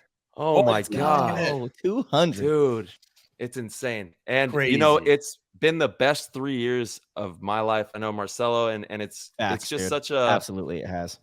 There's nothing quite like being able to travel around and see your community members, and all paintball members are a part of this PTG fam that we've created. So it's just cool. Everywhere we go, we have these coalitions of paintball fans and people that just love the sport, and growing the sport and making sure the fabric is doing great. And that's exactly what you're doing, Stevie. And that's why you're on the show tonight, for everything that you've done in the Discord with Flow Paintball, and just being a creative person in the landscape of paintball. And shout out to Wrecking Crew. The New Yorkers are always going, knuckles up. Yep. So shout out to your crew. Yeah. How's everything going tonight? Listen, man, everything's great. And to kind of comment on what you said about like running into people everywhere, every single time I see a Play the Game shirt, it still like brings a smile to my face. It doesn't matter if it's the same shirt that I've seen a million times. It's like, I'm still just like, dude, you guys have created something that resonates with people in a way that nobody else has even come close to touching. And that's just incredible. Well, it's because of us. It's everyone. Thank you, it's not Marcelo and myself. It's us as a collective. And we do, speaking of PTG shirts, have some new merch that'll be dropping soon. And the designer crushed it. This guy is just lunar. Something else, dude, man. So, straight to the moon. Always on another one. Yep. You already know. Steve, PTG. you have dominated for PTG. And so, you did give us the respects, but you've been a huge part of our growth and us being able to really present this thing to the masses. You bring a really great aspect of creativity to our marketing and to obviously the Discord, which is a huge part of just our community. And what we're really trying to build is the community, right? So you've been a massive part of it. And man, can't thank you enough, honestly. So hope you know that. Hope you really know that Tyler and I don't take that for granted. No, I've never felt like you have. Honestly, it's like the Discord to me, but you guys always tell the story. You're like, yeah, we'll just throw this thing on there. And it was like the catalyst that brought the community together. It's like you have all these like-minded people. And I always tell people, it's like you're on on PB Nation in the glory days, but like a lot less drama. Yeah, totally. Totally. Sometimes there's some drama. There's been a little bit of drama in there recently, but hey, that's kind of fun too, I just said a lot less, a lot less. Absolutely. And if you like paintball, it's paintball 24/7 with like-minded individuals, and everybody's on the same page. It's just a great thing. And like even if I'm a big part of that, without you guys doing what you're doing, it doesn't matter. Like you really are the catalyst for everything. And it's been a wild ride. 200 episodes, still crazy. Insane. Yeah, PTG Nation. Yeah. And that is, and you've helped to curate all these different threads and rooms that are in there as well. So talk about, what types of threads that people can expect to see if they're in the Discord for PTG. Yeah, that's a great comment. So like when you join the Discord, it's not like just one free for all. We've pretty much like put together all of these different categories. So if you have something that you're interested in within the world of paintball, whether that's gear or breaking down fields, having your gameplay watched by your community members and critiqued. There's something for everybody in there, right? You can talk about rec ball. You can talk about your fitness plan. You can talk about your dietary stuff. Everyone is like-minded, and it's all like kind of gravitating towards paintball, but people have just become genuine friends. Some of the best people that I've met in my life, I've met through this community. And it all circles around that like level of positivity that I feel like is hard to find elsewhere in the sport, that you guys cultivate really well. And people go to bat for each other inside of these chats. You see it all day long. Like, and you know, there's obviously, you know, every day isn't always the best day, you know, and there's tough times that we all go through. And to be able to have people there through the highs and the lows and support each other when things are good and they're bad, you know, is something really special. And it's something that, as we see in everyday life, not everybody has people to connect with. And as humans, we need connection. We're hardwired for it. So being able to have this kind of a space to really genuinely connect with people, care about people, show love, and grow the sport all at the same time is something that's been a lot of fun. And the players, they go crazy in here with all the different chats that we've curated. Like you said, there's even like a breaking news. There's your media. So shout out to the media gang. We have a whole thread of just media being played out there. You can get featured on the Instagram as well. And it's just tons of fun in there. Yeah, some of my best friends. Yeah. Sorry. They don't live anywhere near me, right? But they're all present here. Whether maybe your team falls apart and you're a free agent and you can pick up another team, or maybe you lose your job and you can connect with people in your industry that might be able to help you find new work. Like we've seen it all happen. I was just going to say that. Crazy. Yeah, that's one of my favorite things. I remember when my water heater went out, you know, like 2 years ago, and I kind of felt a little lost not being able to, you know, it can be a pain in the ass dealing with plumbers. They always try to take advantage of you, right? But just little things like that. I realized we have such an eclectic group of people in the Discord. They're like, hey, no, next time you hit me up and here, let me give you some advice. Here's how to do that. And we have that with everything. We have content creators, we have media, we have plumbers, general contractors, like just really anything you could imagine you can find on there, you know, and it's awesome. So yeah, I'm super thankful for the Discord. We even have professional coaches. So want to talk about this really quick. Ryan Brand, coach of X Factor. He's awesome. Every time he comes on the show, he's one of my favorite listens and guests to have, because he's just so, you know, honest and vulnerable, and people really are able to relate to that and learn. And in the last GOAT meeting, he has great hair. He sure does. He sure does. Him and I are, you know, it's like 1A and 1B, you know, dude, this is where it gets good. Yeah. You're sending him a picture with this jersey, right? Of your flowing locks. So I know that was the goal. So he won this jersey. It's a Marcelo Margot, for anyone who's listening, not on YouTube, Marcelo Margot Team USA jersey. And he won it in the GOAT meeting. So yeah, I was going to send him the jersey with a picture of my hair, you know, and just, you know, the whole thing. But he actually said he wants to re-gift it. So what we're going to do for the 200th episode. Yes. So in the comment section on YouTube, you just have to comment with your favorite episode. And through that, we're going to randomly select a winner. And it's pretty easy to reach out to people through the comments there, I think, right? I'll just reply to it and you'll send a message. So that's how we're going to do it. If you comment on this YouTube episode 200, go to YouTube, click the comment section, and comment your favorite PTG episode to date. That's how you enter. Are there any rules? Do I have to add the number, like the number of the episode, just the person's name? Very easy. Good question. Let's just the person's name, even though, so favorite guest maybe, or favorite show. If you do have the name, the more detailed, maybe the better. I don't know. Have fun with it. Get creative, leave a little one-liner, spice it up. Yeah, we'll see. Spice it up. Yeah, just comment your favorite guest or favorite episode, and maybe, you know, a little reason why. And you could be winning a Team USA jersey. Love that. That's major. Huge. One lucky fan is going to be one step closer to the ultimate prize that I will never obtain. I'm not allowed to have Marcelo Margot jersey. You got to get it on the secondary market. I know. I got you. Don't worry about it. I think what's so funny is I really thought. I thought that I had gotten you. I thought that I had gotten you one after last year, which is crazy. I guess I didn't. I had intentions to, though. I got you, Steve. Don't worry. He has good intentions. I am telling you that. I got you. He's good. It's gonna horseshoes and hand grenades over there. Almost. So, Stevie, before we let you go, shout out Flow Paintball. And once again, this show is all about the community. So thank you for everything that you've done in the sport, my brother. And let people know where they can follow Flow and tell them about your next drop. I know you got something cooking up. Yeah, so Flow Paintball is on Instagram at Flow Paintball. And what we've been doing is aligning the drops with the NXL events. So a lot of people message the account and they're like, hey, when's the net stuff coming out? And I'm always pretty abstract about it on there. But for the PTG community, I'll let you guys know if there's an NXL event, there's a very likely chance that a Flow drop will be coinciding with it. And I'll give you guys some juice. So for Chicago, we're doing an exclusive tank wrap that's going to be themed around the Chicago Bulls, and it will only be available at the event. They will not be sold online. Right. So you got to find me, and I'll have a limited amount, first come, first serve.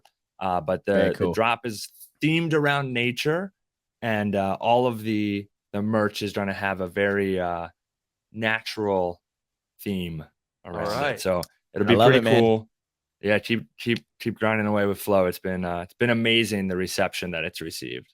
Yeah, man. Well, we're here to support you on your journey. And what do we got coming up on the GOAT meeting? I know we got Madness coming up, giveaways. I know we're probably going to be inducting someone new possibly into the OG. Is it GOAT time? Status. I think we got to get some more OGs. I think it's time. We didn't. Yeah, it might be time again. So bring in some new OGs. I have a bone to pick with the GOAT community because when we introduced the new Strike logo, the new PTG logo in the top corner there, there were a lot of mentions of tattoos, and I've yet to see. That's true. We're waiting for those. Yes, I know. I think the next OG 100%. should earn it with that ink. I don't know. You heard it here. That might be a little intense. That might be a little much. But that is a way to earn OG status for sure. They were hype. They were hype about it, and I haven't seen it yet. Yeah, you get a tattoo of that logo, you are OG status in the Discord. And for everybody that doesn't know, you can check out details. You can actually check it out 7 days free at ptgpaintball.com. The orange logo in the corner, give it a click and check it out. And Stevie, we love you, dude. Thank you so much for everything that you're doing in the game. And we'll see you in the chat, bro. Yeah, love you guys. Thank you for having me. Once again, of course. Unbelievable you made it to 200. Oh, we're just better believe it, baby. We're just getting started. Boom. I'll be back for 300. Talk to you later. Yep. Have your night, guys. Later, peace, you too. YS. Young Stevie, brother. Hell yeah. There he is. Damn, and we had Mousy in the background. He's in the green room getting ready. He's doing makeup right now, making sure he looks good. Yes, sir. Making the lighting all action, but he's good to go, ready to rock and roll. Young Mousy. Yo, Mouse. I forgot my makeup today. We're ready. Shout out. Ready. Damn, looks like they did a good job. From Spick and Span straight to here. Dude, Were you on that? Yeah. Oh man, what were they talking about? A lot of nothing. A lot of nothing's usually how it goes. Yeah, dude, it's good to see you. So Kyle's afraid to. Yeah. Oh yeah. Ryan's on a dope surf trip down in Mexico right now. Oh, come on. The excuses are piling up. You never leave your co-host high and dry. I kind of left you high and dry last week, Ty, but it was my 33rd birthday. It is what it is. You're good. You're living it up. We didn't do one. Yeah. We're like, hey. That's okay because we're crunching out. We didn't do an episode last week. That's correct. We had to get ready for this because we have 10 people or 9 people that we're bringing on tonight. And then I think next week we're going to try and hammer out 2 episodes on next week. Still looking at all the details on that. But where you at, Mousy? What are you doing tonight? How's it going, dude? We're chilling out here in OC, just living the good life, you know. Yes, sir. Where's Goldie? Hello, but dude, I want to bring him. His wife keeps him cooped up in the house. Stop it! No, he said your dad was coming on. Come on. No. I'm at my place. He's at his house. Dude, I was gonna say. That's a letdown. It would have been so good. He's a phenomenon. Like, what side of the field? What side of the field would you play? What kind of question is that, Coach? The coach? Yeah, he didn't like that one. We'll keep it going though. Dude, he's a complete phenomenon. I'm telling you, he's gonna take over. He's like like a cultural phenomenon in the game. You have to keep those videos rolling. He's definitely got the personality and character that I don't. So, I'll dude, try you're to crazy. You two are so much more identical than you think, bro. Mm-hmm. It's you guys are two peas in a pod. It's funny. I know how to get them going, so it's like perfect. But yeah. Nice, dude. Dude, what gets his blood boiling? Because I know you know how to just get in there and get him going, dude. What gets him going? He's just like me, like you guys said, he's so competitive. So as soon as you like start challenging him about something, he doesn't stop. Like he'll try to prove you wrong till the end, whether it's relevant or not. But you're not like that at all, so it's weird. No. Yeah. Dude, not competitive. We got to get the crew. We got to get this crew together and go oh man, this is a crew right here. This is a crew, and we're about to have Dalton roll in here. I mean, why don't we just join forces? Does Dalton already have the email? He's in fan too, dude. I'm hearing there's some rumors going on. Oh boy, some moves. Oh boy, what do we got? Well, you guys just picked up. You guys just made a big pickup. We did. Jesse Stevens for sure. Yeah. Stoked about that. But I'm hearing from Tyler's team there's something going on, and it's not the Devin Stewart thing. Oh no, I don't know what, dude. That's above my pay grade. That's way above my pay grade. I just go pow. Harris was talking about it on the Spick and Span, but there was no names given, no specifics, but he swears that something's confirmed. Oh, that's very like interesting. A big move?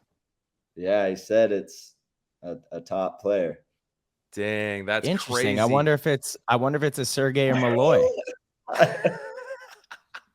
What? That's Tyler. insane. Yeah, I know. Tyler knows, dude. Dude, Tyler knows. I just go pow. I go, hey, they're over here. They're over there. Go shoot this way. Do some of this. Yeah, I don't know nothing. Tyler's lips are the most sealed. You're never getting in. He's from Modesto, bro. Boy. I knew it was coming. Shout out to Modesto. But back to Jesse Stevens, I want to know how that came to life. Like, what does that look like? Did he approach you I didn't even know that was an option till Hinman brought it up. Like, hey, we're about to pick this dude up. I'm like, perfect. Because he's going to, force guys that would play that position that Jesse's going to fill. Either they're going to have to step up or step out, like I was saying right now on Kyle's show. So it's don't be repeating things twice over here. You got to give us some fresh content. Dude, it's just facts. Dude, maybe you know what? Let's see. Let's bring in this guy's over here eating away. He's out of the car now. What do you got? What are we doing, guys? I thought I was just watching the show. Oh my God, put it away. You got to watch the YouTube, people. Dalton is going ham. What do we got? Talk to us. Oh, sorry. I was eating some lamb chop. I was literally just enjoying this. Really, I thought we were, Yeah, we got young lamb chop in the house. You already know. Dalton wasn't supposed to come in for another like 15 minutes. Just pulled him in. We keep it hot and fresh over here. I keep jumping in on Mouse here. Yep. Yeah. So what's the news? Who's going where? I also thought rosters were locked. Not either locks in a few weeks or when Chicago. The rule book says after the third event, but I think they just made a mistake and didn't change it from when because it always used to be the event right before World Cup. Yeah, like that's the way it always was. I think they just forgot to change it when we went back to like regular season since COVID. It's no big deal, man. No big deal. Yeah, and just so you know, who cares? Dalton, you're Lord Vadering right now. The mic is yep, there we go. Lord Vader in the house. Lord Vader. Yeah, I didn't hear the first part, but we got intel. It was coming from Heat's camp, and I know Tyler. He's tight as. He's not saying anything. I see tweets with him, dude. When he was leaving Dynasty, I was with him like the day he knew, and then he told me like, "Hey, I found out right here." I'm like, "I was with you." Why did? Yeah. Yeah, it's crazy, bro. We went to Havasu, and there's this hotel called Heat. The Heat Hotel. Yeah. And I didn't know the Heat Hotel was there. I, had just made the move to Houston Heat. I show up and blam, Houston Heat Hotel. I'm like, crazy. whoa, this is insane. Whoa. And I'm looking at Dalton, and I'm like, okay, this is it. This is crazy. Yeah, it's it. And I had no idea. You had no idea. I told you last weekend. Yeah, I was like, Yeah, right there. crazy. That was the Heat Hotel. Right there. Yep. And then me and Dalton were actually just hanging out. We both have 2 young boys that are like best friends, Theo, Max. We got Ro and Sage, and they all hang out. And the squads were hanging out, having some fun. So that's what it's all about, man. It's paintball family. It's paintball culture. And this group right here has the strongest culture. We're the strongest clica. You know what I'm saying? Shout out to Bobby Avila's one time, number 32, because we all came from that same aftermath, SoCal. I grew up in NorCal, but we infiltrated y'all a little bit. You know what I'm saying? Went down there and went into the San Diego aftermath camp. And that, without a doubt, changed all of the trajectory of our careers, hanging out with the legends in the game at the time, being trained by Mike Hinman. So I kind of want to dive down that rabbit hole of, when's the next time we're going to see you guys all play together? Bro, you guys. What do you Yeah, what are you talking about there? Yeah, when are you guys going to do it? Yeah, when are you guys going to do it? Tyler's next thing, he's trying to find the Diesel Hotel. No way, dude. I'm Houston Heat, baby. Let's go. I'm trying to start fires on your camps. Question. I know you guys all heard the conversation. I sent it in our group chat, the off season. Oh, Tyler, you're not in that one, but you were on the show, obviously. And Dalton, you're not in the off season one either. Did you hear the conversation with Kyle Berry about their generation versus our generation? He wants to put money on a game. Okay. You didn't hear this conversation. Oh, it's fantastic. So I was in Boston for the Team USA tryouts, and I was rooming with Kyle Berry and Pat Kraft. Pat came to help out. Kyle was helping out. He's coaching the U16s. He does a great job. So this is, again, I'm not trying to slander, but it's pretty funny. He's like, yeah, so your generation versus my generation, I think we could win. I'm like, well, what do you mean my generation? Like, who is that? It's us 4 right here, right? Archie's part of that generation. He went pro the same year. Rainey's part of that generation. What to say those we 6? We don't really want Archie. Why? Why don't you want it with a straight face? Because I don't know. I'm just kidding. Arch is. I feel like he's not in our generation just because he's from Texas. He's a little older. It's a generation. I felt that. It is. I felt that too because of the age. And I had this conversation with him. He went pro the same year that we did. So I don't know. Not you, though. You were a few years after us, I guess, Dalton. But it was 2006. So I feel like he's in our generation. But even without that, it would be us 4, Rainey. And there was one other that I had that I'm missing. Mouse, do you remember who it was in the chat? Let's just say us 4 and Rainey, right? And then his was, Kyle Berry, Pat Kraft, Keith Brown, Jacob Edwards. Solid. Harrison Fry and Joe Barrett, and they feel very strongly that they're willing to put money on a actual best of 3 X-ball match this offseason, like an exhibition kind of game. Yeah, I think they could win. Let's put 100 G's on it. I think they got a chance. I would love to. Running. It'd be fun. I ain't never running from a paintball game. So yeah, sign me up. Yeah. Dude, I love the generational conversation. We're kind of the older guys now. There's the really old guys in the league, but then we're kind of the old guys. It really hit me when I looked at my 8-year-old kid and I said, this guy's going to be 10 in a year and a half.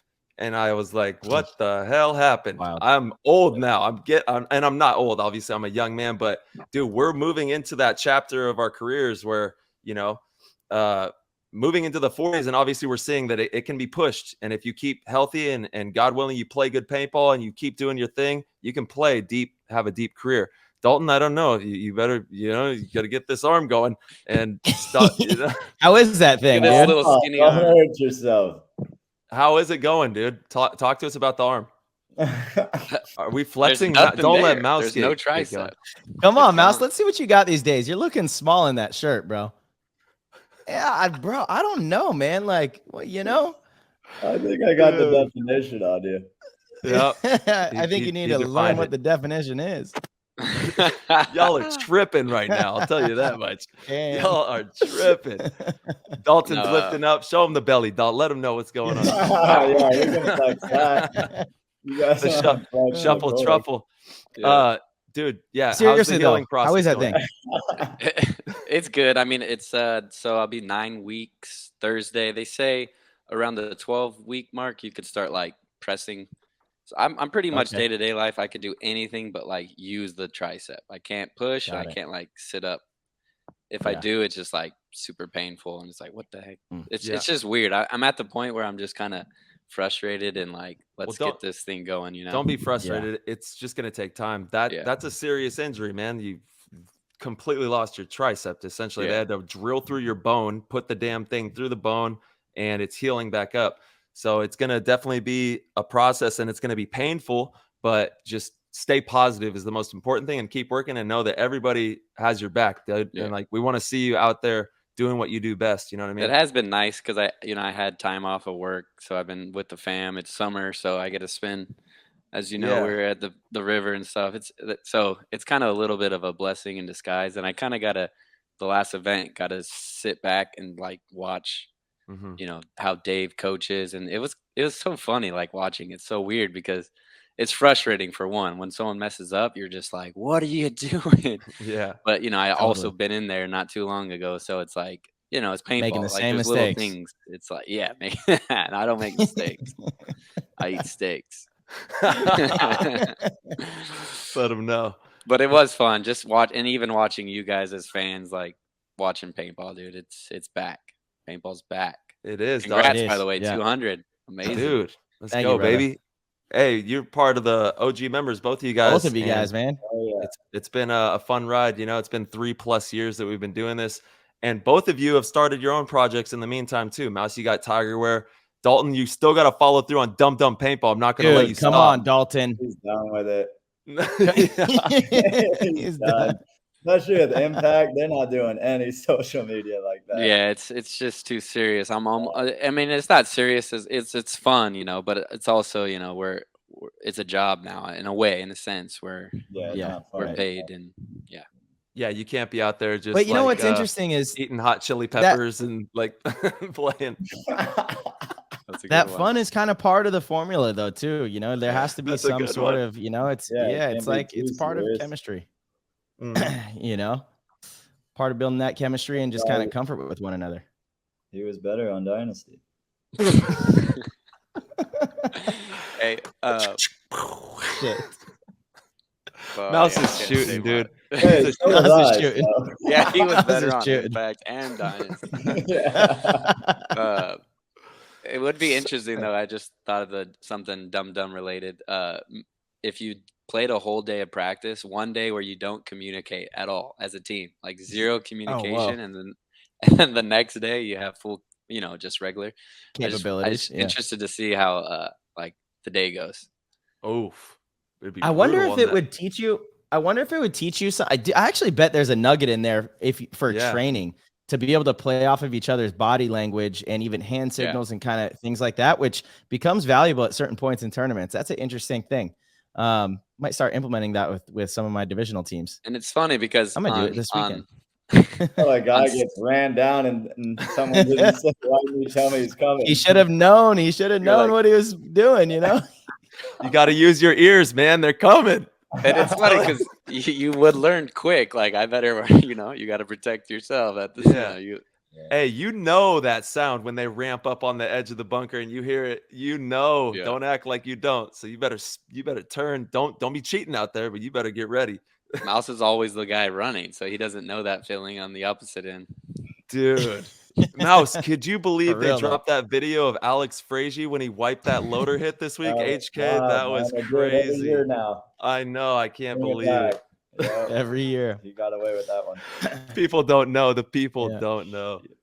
Hey, fellas, before we let you go, obviously we got a ton of guests rolling through. What kind of either Tiger Wear or Impact related, what kind of, you know, big news can you guys drop here? Give us something juicy.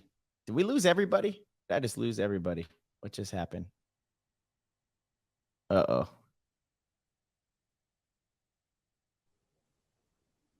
I hear somebody. Okay, we're back. There we go. We're back. Was that me or you or everybody? It was everybody. Yeah, that was kind of. I thought it was. That was me. weird in the Matrix. Now Tyler's back. You good, Tyler? Yeah, I was like, what nice. The hell Okay, happened? that was a trip. Yeah. Okay. It was so, my before joke. we let you guys, I broke the internet with that joke. People don't know, dude. Which joke? Which joke? You didn't hear the joke I said about? No, say it again. Yeah, I was saying that was crazy how HK dropped that video of Alex Frazier wiping that loader hit. Oh, yeah. Okay, yeah. Frazier, it was obviously Goldman. Yeah, it was Mighty Mouse right here. That was his last best tournament. After that, it was all yeah. Shit.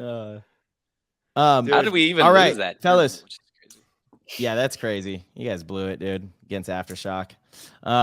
Anyway, drop some news. What do you guys got going on? Tiger Ware, give us something good. Dalton, you really have nothing else going on other than daddy duties right now and healing that arm. But if you got any news, any impact news, are you guys making a big play? Are you guys picking up Malloy? We're picking up, and at the same time, we're picking up A-Rod and A-Rod's going to Revo. That's what I heard. He's picking up A-Rod. That's it. He's picking up A-Rod. It's something to do with Revo. It would be news to me. I have no clue what you guys are even talking about. Oh, Stephen O'Mara? Huh. You tell me, please. Somebody call me. Tell me, Tyler. Let me know what's going on. Mouse, hit us with it. Give us something good. I mean, I'm wearing the new stuff. We got the standard series. These shirts are really high quality, really nice. And then these hats come in 4 different colors. There we go. Yeah. Those hats are badass. The hats are really cool. And you guys you're gonna be at the WCPPL in a couple weeks, right? That's right. Yeah. There we go. Yeah. Nice.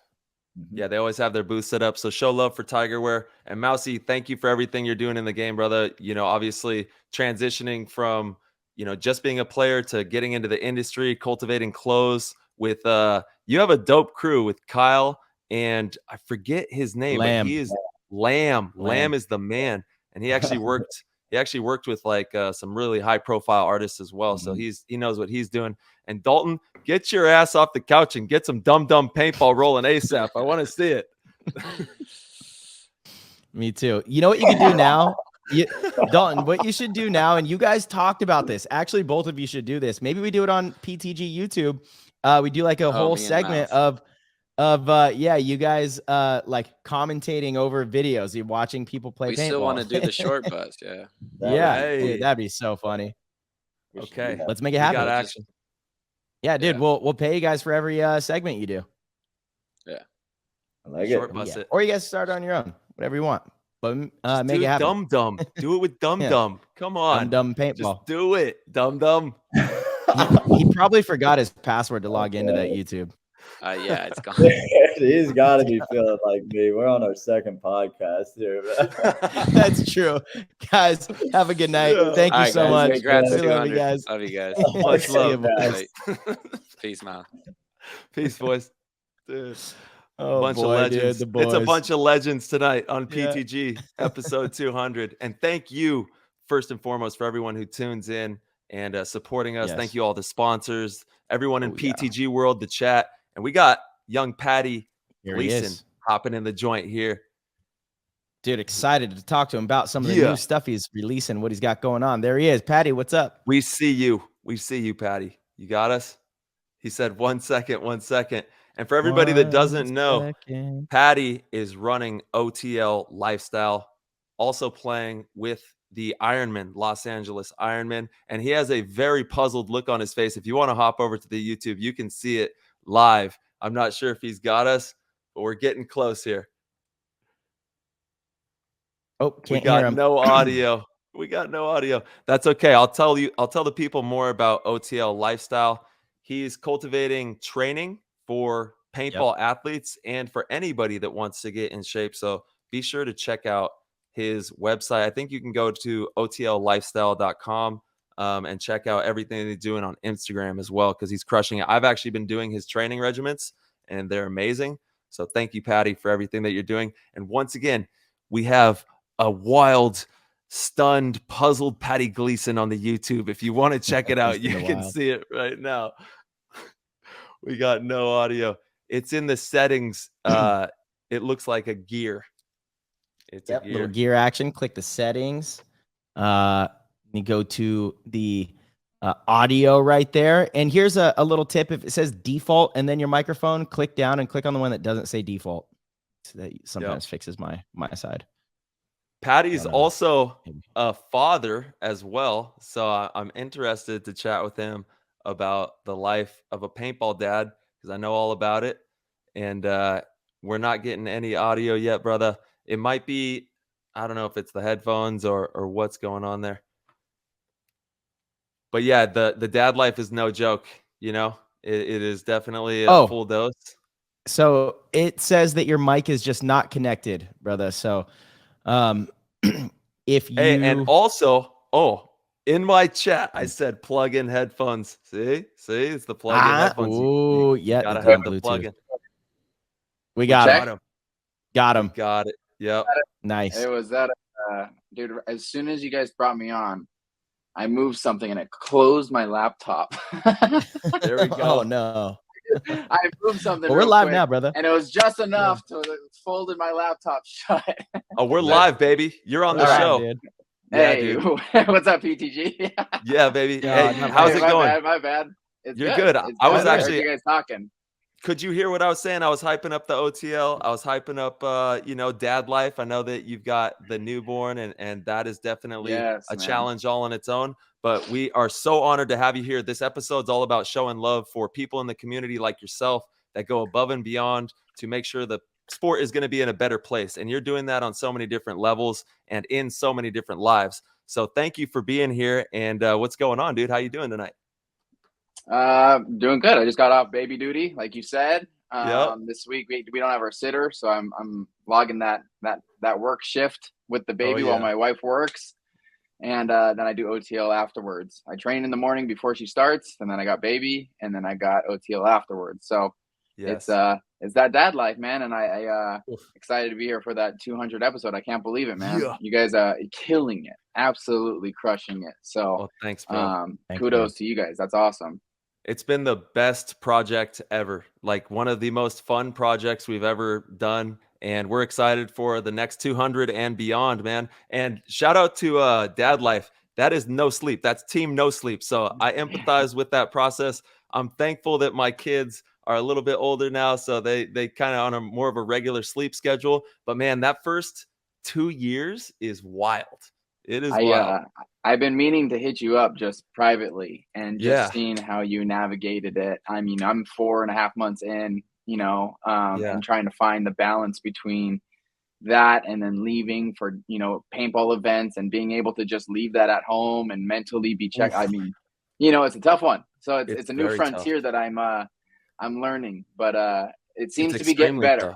Each event seems to be a little bit better. So, it was a challenge. It is, dude. And there was times, it's extremely trying on your mental. There was times I wouldn't see my newborn kid much more than maybe, I don't know, I would help out when I would get home, and then I would have to, I was working like a maniac, owning my own company, doing inspections for real estate agents and helping them accomplish their goals. And so juggling that, and then being a father and also being a loving husband and taking care of my girl, and then hopping on a plane every single weekend to fly to San Diego at the time. That's when I first had my kids, to go play paintball and then fly back. I would literally go like 35 or 40 days with no rest. And then I would have 2 days off. And then I would go another 35 days or 30 days. And then I would have 2 days where I actually could rest. And then I would go another 30 days. And I did that for probably like, I don't know, like 3 years, and then I had Max. So then I had to do it again, and it was this crazy wheel that I'm just catching my breath on right now. And Marcella knows how excited I am about this, because Max is starting kindergarten in 1 week. Which means kindergarten. Both of my kids are going to be in school.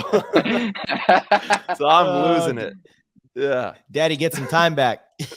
Yeah. I'm going to be working out like you in the morning. It's also really good for PTG as well. We're going to be able to hammer out some morning shows, get some more content out, which is fantastic. We have done a great job Tyler is always been dynamite about moving things around, but it's hard to get schedules to match up sometimes. It just is what it is. Yeah. So now having a little more options is going to be, really nice and good for the PTG community. Well, there Marcelo goes, filling up your schedule right when you think that you're gonna have some wiggle room. He's like, nah, you're on the leash. Bro, no, that was Tyler's idea. That's how much he loves doing what we do. He was like, dude, we're gonna have more time to do this, do that. Sometimes I'm the one where I'm like, well, let's just maybe, kind of relax. He's like, no, we got to do this, and that. I'm like, okay, damn. All right. You're right. You're definitely right. Yeah. It's a great, one of the best. Patty, just like any good relationship, when I'm having a down moment, you pick each other up, vice versa. We're there to support each other. And that's what, man, paintball is so tremendous. She's been stunting, man. My wife has been stunting too. And, I tell the athletes all the time, life's about balance, and it's so easy to say that. Right. But then to find it is a craft in itself, because things are just moving and evolving and shuffling and everything. You just got to be vigilant, That's right. So that's where I'm at, man. That's where I'm at. And things, most of the time, it's easy for things to get out of balance, and it's a meticulous craft to do your best and give an immense amount of effort to keep things in balance, right? It doesn't just happen by chance. But when you have individuals working together and giving effort and trying to balance together and grow things, that's where the magic is at, right? That's where you're going to get all that growth and development. And I'll say, because I know there's probably a lot of dads out there too, or people in relationships, and maybe the significant other doesn't understand why they're leaving for the weekend. And you have to do your best to just let them know how much it means to you, and hope that they'll grow with you and be a part of that journey with you, because it does take both individuals. I have to give all the due respect to my wife for allowing me to, chase my dreams and accomplish the goals that I've set for myself. And then on the back end, nobody sees that we're there supporting each other on both fronts. She has dreams as well, and you have to support her dreams, and or him, and whatever's going on in a relationship, you have to make sure that both of you are going to bat and giving everything you got to that process. And that when you do that, that's where the gold's at. That's where you start making the big leaps and bounds at. And bro, my heart goes out to you, because I know the sleepless nights, dude. It's team no sleep. It really is. Yeah. No, and I just piggybacking off of that, patience has definitely, I've always been pretty good with patience, right? So patience has just been being exercised a lot lately. And then the community, you know what I mean? With you guys and just my immediate community, it's, what I always say, tribe or die. It's the people that you surround yourself with, and they're, my friends have been stepping up and helping out. And when I'm gone, and my mom came up and visited while we were at the last event and helped around the house. And it's just like, I'm blessed to have such amazing people in my life. And honestly, I would not be where I'm at with it if it wasn't for OTL, if it wasn't for you guys, if it wasn't for my family, dude, get choked up thinking about it, right? I mean, fuck, it takes a village, you know what I mean? And it does. It is. Yeah. And so you always got to keep your people in check that are around you. You know what I mean? If they're not working out for you, cut them out. You know what I mean? And you only want the best in your circles. That's right, man. And the people that are going to ride for you are going to ride for you. They're going to be there through thick and thin. And that feels so good when you can look around and be like, okay, we got a good crew here. We got people that are all invested. The effort is high. And speaking of effort, you're crushing it with OTL. I want to dive into that for a second. Thank you. And let people know what you're doing. I've been doing the training on the back end at nights. Yeah, and man. It's badass, dude. I love what you're doing. I see you logging in your sessions. So yep. Hell yeah. Yeah, I know, man. No, and I appreciate it. Yes, OTL, man. That's my baby. So it keeps growing. That's my other baby. It keeps growing, and I'm super excited. I did just launch what we call, or what I'm calling, the base camp. Yeah. Right. And so the base camp, the idea behind this is just having a low tier membership for any levels of fitness to come on in. I'm always going to be doing the remote coaching and for people that need more attention, but this would be for individuals that want to just kind of hop in and out and have the essentials there for them to have kind of like their own a la carte menu to their training, right? So I'm going to have all this backstage path, like content back there. I do training programs on there that have like video libraries for them so they can kind of pick and choose what lifts they want to do. It's not like me writing it down. they can just say like, oh, I don't. The video is crucial for me. I watch every single video you do because I know that your posture, the way I look at your feet, I look at the way that you're posturing your body throughout the workout as well, so that I can do it properly and not get injured, because I know you're a master of your craft. So having that video database is monumental for people to look at as well. It does make it very user friendly, right? Yeah. Like you said, Tyler, it's you watch it, and I try to make it straight to the point and it's short, because people don't want to be watching 2-minute, 3-minute videos on explaining something. You're just like, bang, bang. Okay, I get what he's doing. Yep. Let me just copycat that. And so I have a video library there that, the training templates are there. I have nutritional stuff. I have cookbooks on there. I'm going to be doing, I'm going to be doing mobility flows, prehab drills. So like, post event, if your ankle's bust up or your foot's bust up or knee, then you can just go to the base camp, get the proper protocol that you need, execute that. So it's going to be more like training on the fly. And like I said, I'm really excited about it. It's going to be ever evolving. So I'm listening to my OTL athletes and what they need, and then I'm adding the content on there. So I'm hyped off of it. You know what I mean? It's just that next stage of growth for OTL. Yeah. Just always trying to bring new stuff to the table in terms of performance training. Nice. Yeah. Constantly cultivating. And where can people get details on that? So that's just that's right off the website for offtheleashlifestyle.com. So the same place that you'd go for all the gear, the training programs there, the base camps right there as well, since I'm promoting it on the website. And that'll be the essential home base or the base camp to get all the essential needs that you need to be a better athlete on the field. Sick, man. And I know when we play Ironman, we're always looking out for you. You know what I mean? You're working hard. You care about the game. And over the years, it's been really fun to watch your process. It's extremely inspiring as well, your story. And if you haven't heard the Patty Gleason story, dive back into the PTG episodes and find that, because it's a really, really special story that just highlights how we can go above and beyond and transcend and be better than we ever expected, man. And you're a visionary of not just the athletics, but of making people better versions of themselves, which is what we need in this landscape, man. So thank you, Patty, for doing all this hard work, because I know it's not easy, and you're on your grind day in and day out, dude. I appreciate it. I can plug 2 more things as well. Yeah, of course. On a heavier note, we just had lost a friend recently, Brandon Morales, and so I just wanted to shout out him. We love him, and he's with God Army right now.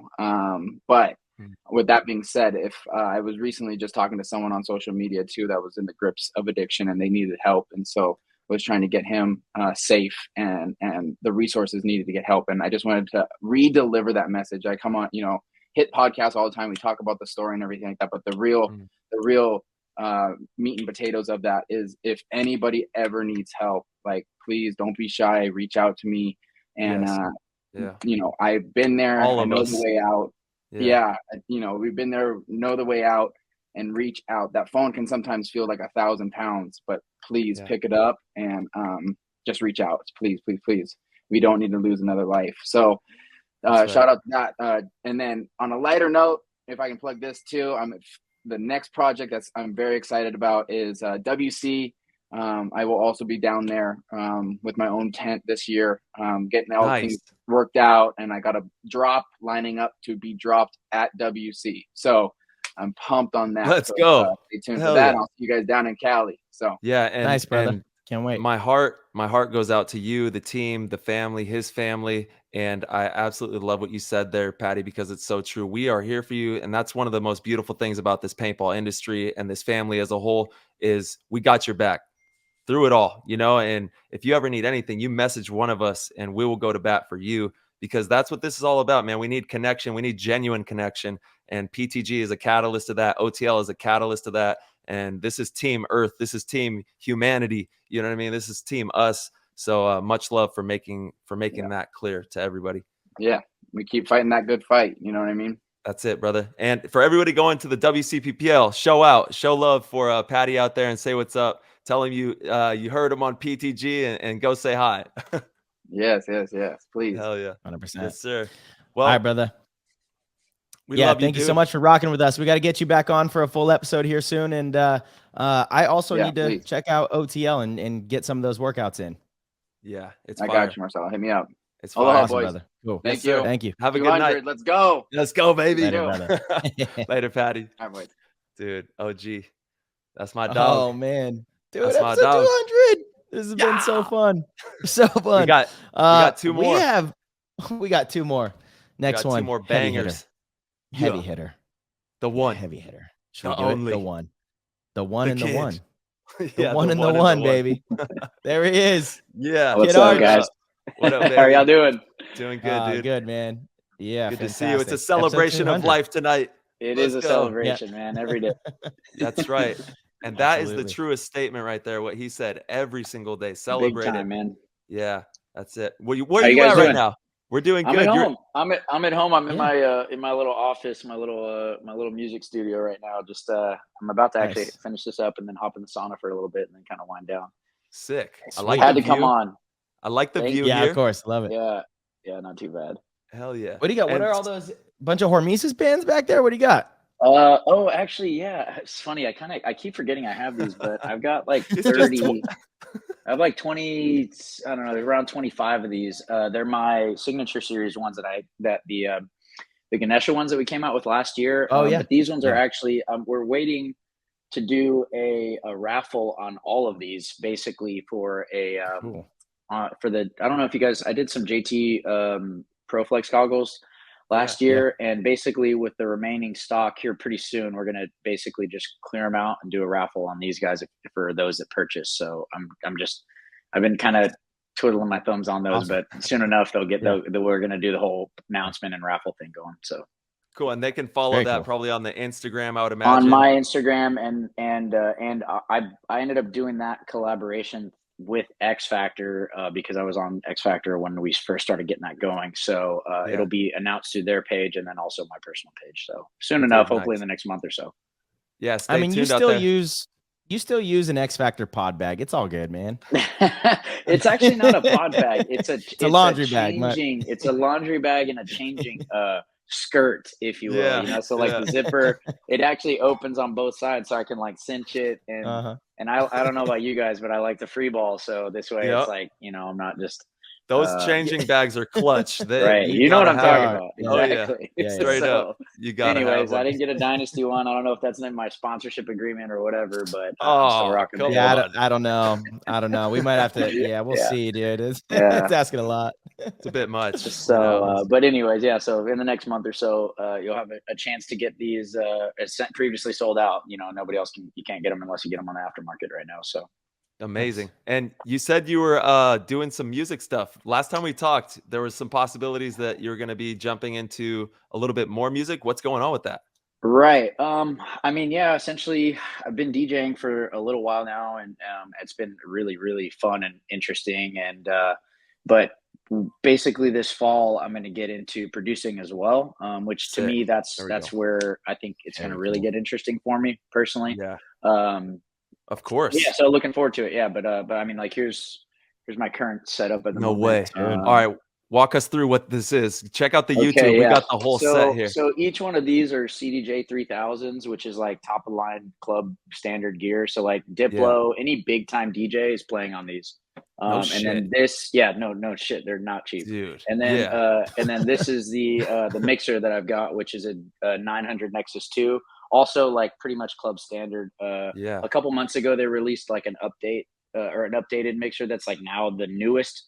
But until ever since the COVID supply chain shortage, like DJ gear, just like cars and other electronics, are like impossible for. Yeah, exactly. It's just impossible to get them. So like, even though they announced the technical like new version of this, like no clubs really have them because they can only make so many, so like they just can't get them.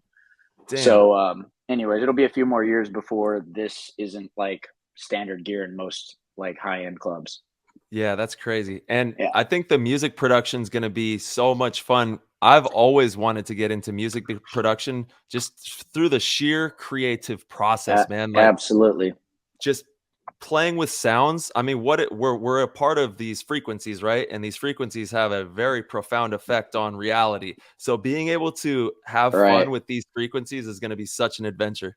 I totally agree. And again, that's just your own creative process that you're going to enjoy, but let alone hopefully getting to the point where you're playing, you know, these sounds for a big group of people, and then also getting that reverberation from them as well. Like I'm something like I'm really like just really pumped to be doing. So nonetheless, I've been talking about it for a little while, and I've been wanting to do this for years, but finally getting it, you know, like on my short list of things to do. You got to play something for us. Something, anything. Can you do it? I'm not dead. Come on, dude. We're getting him back. Something, dude. We're gonna have you. We're gonna have you back. The next time I'm on, I'll play a little mini set for you guys. Yes. Okay. All right. Yes. That works. Hell yeah. That'd be tight. That'd be really tight. Little DJ right now, have you come up with it? What's up? Have you come up with the name yet? Actually, so it's not like ironclad, but there's a chance that I might go with Archie Mana. Like I kind of like it. It's family, right? I don't what's up? Is that family? And oh no, that's Ohana. Actually no, it's like man, you know what, I know I'm gonna butcher the real definition, so I'm just gonna Google it really quick. Dude, the we're spiritual so stoked life to have force you energy here, or Archman. healing power that permeates the universe. Whew. Right. So it's like that's essential dope, life dope. force, you know, like life Yeah. energy basically. And if you know, I forgot where I heard the name or the word somewhat recently in the last like 3-4 months maybe. But I don't know if you guys remember, like back in the day in video games, like mana was like an elixir or like a magic potion, right? But it really kind of gives power to everything. So like, you know, That's some games would be like, you know, your mana would be like your ability to like do things. Anyways, so I don't know. I was toying around with the name, and it's been in my thought process for a little bit. And it's funny because when I was in Maui about a month ago, we were on a boat and on a big catamaran, and we were having a party, and somebody was asking me that question, and I was like, actually, you know, I've been thinking about this name. And I literally said Archie Mana, and I shit you not. As soon as I said the word, there's a school of like 50 dolphins, and a few of them jumped right up in front of the boat, and I'm like, what the fuck? And it was a big school of them, and I was like, holy shit, you know, like I feel like things like that don't just happen for by chance, dude. You know? So exactly. So I kind of have been loosely thinking that might be it for now. It rolls. So we'll see. Yeah, it works out. It works out, and Anyway, so we'll see if I stick to it. But right now, that's the front runner. Dude, it sounds good. I really like that name. Yeah, I really like that name. I kind of dig it. So, but yeah, no, the reason I can't. And most importantly, the Dolphins co-signed it. You know, so.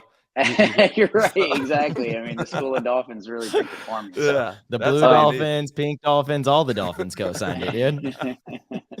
Yeah, what I mean? Let's go. Yep. So 200, man. Congrats. You guys are obviously paving the way on this one.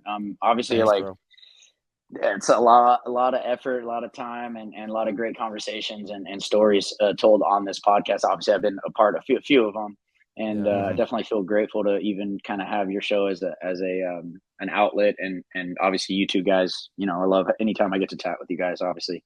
Right back at you. Yeah, it's been dope. You guys have got a great thing going. The one thing that blows me away whenever I see y'all's posts on the like total reach, like collective listened and video stuff, I'm just like, holy shit, that's insane. Well, the show's blows us away too, man. Yeah. Right. It really is, like when you think about it, it's like, holy fuck, you know. It's pretty impressive. And that speaks volumes of you guys, and also the group that you guys get on here as well. So my hat's off to you guys, dude. And right, small feat. Yeah, but that's dude. It. It's us. We can't do it without everybody that comes on the show, you know, straight up. So we're super thankful for these conversations as well. Yeah, man. Yeah, and because of everybody showing love for this paintball podcast, essentially, but it transcends paintball. You can use these ideas in business, in family, in your relationships and different facets of your life. But because of everybody showing out, we're in the top 5% of all podcasts, not just paintball. Exactly. So there's a lot of people listening. That's an accomplishment, man. Amazing. Well, it's funny too, because like anytime people talk about doing a podcast, generally I'm like, bro, that's a super competitive space, and you've got like a lot of work cut out for you guys. And obviously for you guys to be in the top 5% of all podcasts, that like says a lot, man. So yeah, again, my hat's off to you guys. That's an incredible accomplishment. Thanks, Arch. Incredibly, Dude, you'll dig incredibly competitive space. Yeah, you'll dig this. I know you follow football. Actually, I think you were talking about playing fantasy football in the PTG league next year. Yeah, that's right. I think I'm going to this year. Dude, coming up. Yeah. Oh, that's right. This year. So here's Tyler's ring from the first year that I just we sent the winner of this last year a ring. This is Tyler's from the first year, so I'm gonna get that out to him. But dude, our guest, I think next week, hopefully it lines up. He already agreed to coming on the show. Is David Montgomery, the running back for he was the running back for the Bears. He just got traded to the Lions. Yeah, he's like a legitimate starting running back. So he just started playing paintball, which is epic, dude. Yeah, and he's into pretty tight, dude. I'm meeting him tomorrow night. I'm meeting him tomorrow night out here in Arizona, and he wants to trade jerseys with me. So I'm like, hell yeah, I'll trade jerseys. That's sick. So we're gonna do a jersey swap tomorrow. Dude, good for you guys. That's sick. That's insane. Yeah. David well, it's good is for paintball too, right? Like, right, of course. His whole thing, he's like, dude. Yeah. I mean, exactly. If he's like, you got a real sport. That bad, then that means he's telling people about it, and he's obviously putting out that that intel. Geez, that's awesome. What an incredible thing. Here's the next universal shift. Lone Wolf Paintball, be ready. Lone Wolf is in the Detroit area. We have the running back from the Detroit Lions who's going to make an appearance on PTG. So it's just a matter of time before we get the whole entire Lions playing paintball with Lone Wolf. You know what I mean? It's a match made in heaven. Dude, that's sick. I mean, you hear about paintball teams playing for like their team, football teams playing for team building. I know. Pretty sure some of the Northeastern teams did it last year. Oh wow, okay, yeah. So I mean, it's definitely a thing. That's dope, man. That's great. Yeah, and the Detroit Red Wings just a couple weekends ago went out with Lone Wolf Paintball, and they had the entire NHL Detroit Red Wings out there. I think I saw that on their page. That's fucking sick. So that's what we need, Right, exactly. I mean, good exposure, like ultimately that's what it's about. So, and obviously, like, I don't know, to me, paintball is one of those games where 98% of people go and play and enjoy the hell out of it. You know what I mean? And so it's just, to me, it's just a matter of getting new people to play, because most people really do love the sport. It's a thrill, and it's surprisingly safe. Like, a lot of people compared to other stuff. Absolutely. Totally. You're totally right. Like, there are not any real serious injuries at a paintball field, to be honest. No, not you're not running into no anybody. matter your age either, to be honest. Right. Like older people can play, like kids can play, obviously. Yeah, so that is a good point. It's I think one of the biggest selling points of paintball is that right there, the safety, and that literally anybody can step out there and have the best time. You don't have to be tall. You don't got to be fast. See, that's particularly my favorite part about paintball. Like, when you think about it, like big scale of it, like anybody at any age can thoroughly enjoy themselves on a paintball field.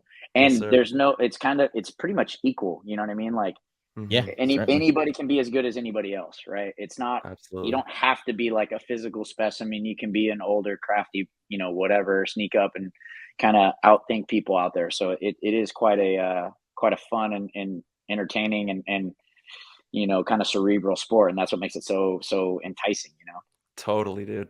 Absolutely. Arch, before we let you go on this segment one, thank you so much for dropping by. But can we press you for some kind of news or anything cool you got that you haven't released yet that you're working on, maybe a project or anything you got going on? I mean, I wouldn't say anything that's like totally groundbreaking. We've got 2 Eclipse milled guns coming in the next month or so ish. Definitely for the first one, and then the second one will be right after it. Also, it might not be a secret at this point, but Ryan and I are also doing the anodizing at the present moment, which we have a Instagram page, Technique Anodizing. Right now we're just doing stuff that we have in our current inventory, and just kind of perfecting everything and nailing it down. We're about to move into a bigger shop, and then we're going to kind of scale it up a little bit and ramp up kind of how we're doing business and how much we're taking on. But essentially just kind of be looking at that. If you haven't seen like our current, we've only done a couple of posts, but both the guns we put up publicly have been just incredible looking guns. Oliver used one at the last event, and he got a lot of press on it. And somebody offered him an insane amount just to buy it right after the tournament. So yeah, nonetheless, that's been the biggest thing right now. We've got a couple other big paintball projects that we're working on, hopefully to nail down before, Thanksgiving-ish time, that I'm real pumped and excited about. But right now, the anodizing and then our main, like our milled marker release is like the biggest thing we've been putting all the effort into. Dude, that's badass, Archie. Absolutely. Go follow Technique Anodizing. Technique Anodizing, and you can find it on our project page as well. We share all our stuff there. So anyways, give us a follow and just kind of stay tuned on that. But yeah, some pretty dope custom anodizing hitting you guys soon. Nice work, bro. Yeah, awesome. I'm actually working on one of your teammates' guns probably next week. We'll have it. He'll have it definitely before Chicago because we got a pretty solid little break. So shout out to the Leopard King one time. Leopard King, exactly. I'm pumped to have him using one of our anos, and more than likely some of the Dynasty guys will be not too soon after that as well. It's amazing. Yeah, I'm ready, dude. All I need is the gun. Just send them over at this point, basically, if you got one. So.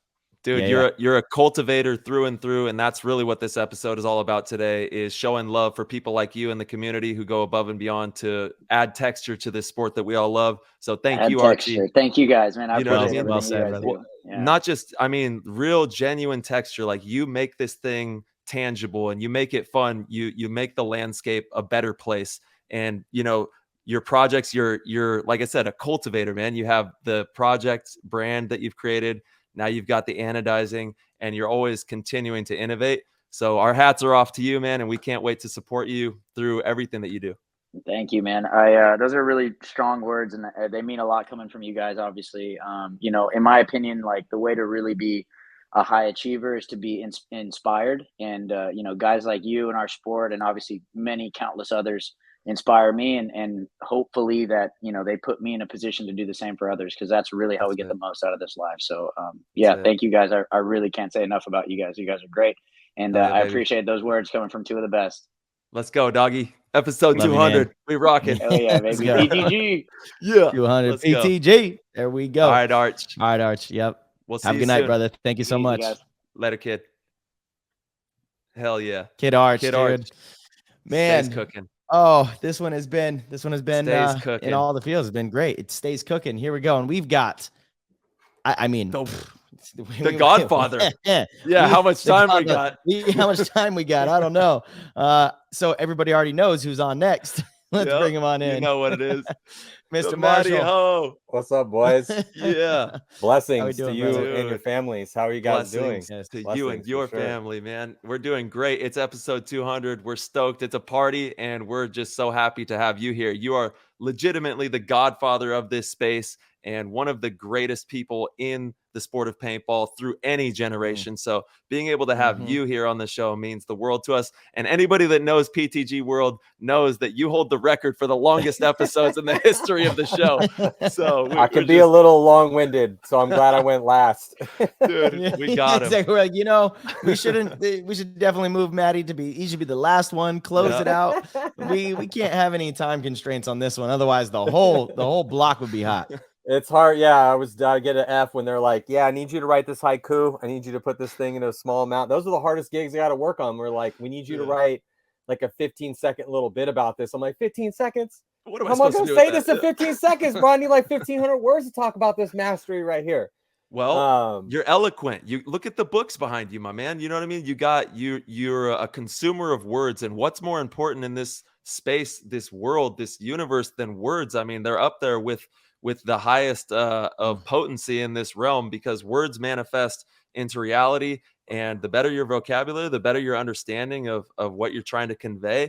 It gives clarity to your vision and to where you're headed in this actual realm of life, Yeah, I mean, you really can't overstate the potency of words. I mean, all religions, countries, the way we interact with each other, everything is kind of dictated by the words said and how those words are said. I mean, it's so fascinating that I just push air through the membranes of my throat and then vibrate the medium between you and I, and then use technology to do it too. And then you can understand what I'm saying and then build upon that. And then we go back and forth, and just literally just kind of saying sounds at each other. The entire modern, everything is built around us. Obviously a lot of action is required from speech. That's right. But, speech is kind of the foundation of it all. And it's also, there's a couple things about, it's in like the, even in the Bible, it's like the word comes first, and there's just like, and I'm not like going to go on some religious diatribe, but it's just, and even into religious connotations, you can't overstate the importance. There's no hyperbole enough to put the importance of words, which is again why I'm so happy that, congratulations on your 200th episode here, because you guys are taking the word of paintball and moving it forward. Also, by the way, Marcelo, you're looking incredibly jacked and tan right now, dog. Like, I don't know. I mean, did you just go on a vacation, dog? And then also hit the weight room every other hour while you're on vacation, dog? Yeah. Did you gain? I mean, I know you're 29. I know you're 29 now, and you're getting up there and shit. So you're getting that man size, but goddamn, bro. 29 and we have holding. been working. We have been working and eating well. It was my goal this year. I knew I was turning 33. Really turn on the jets. I need to start working on my shit, dog. I need to start working I'm on all my in. shit, dog. I can't have Marcelo be thicker than I am, dude. Oh yeah, I'm all in, baby. But I knew it would happen one day. I'm so proud of you. No, but but congratulations on your 200th episode. The word is important, because it's there's so many things with that, as we discussed. I mean, there is nothing you can achieve. The reason why human beings are the dominant species on this planet is we have opposable thumbs, and we can make plans with each other. We can live in the, this, other reality that is something that we collectively create. And that's what's one of the blessings of this paintball thing that we're doing. We're collectively creating this reality. And it also is something where, once this stuff goes into the ether, then it kind of creates a little bit of immortality for the greats that exist and the people that are really doing super cool things. I saw the list of the people you had here on today, and like, these are all, action takers. Obviously there are talkers as well too. But these are action takers, so, and that's kind of the holy grail right there, is to have it in your head, to be able to speak it out loud and communicate it to others, and then to follow through and make concrete actions that will, create our reality. And that's literally everything that, that exists in the world today. It's one of the most difficult things you will ever try to accomplish. As we all know out there, it's one thing to take things from an idea and put it into action.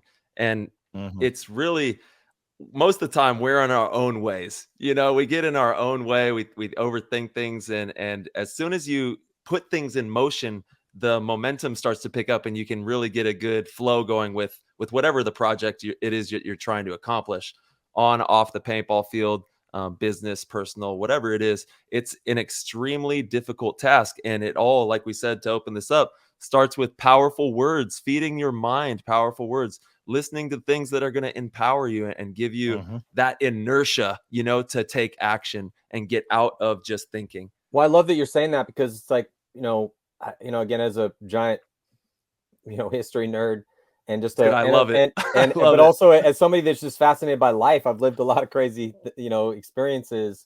And then, but you can only live so much, and then you consume that information and then learn the experience through others. There's different ways to learn things.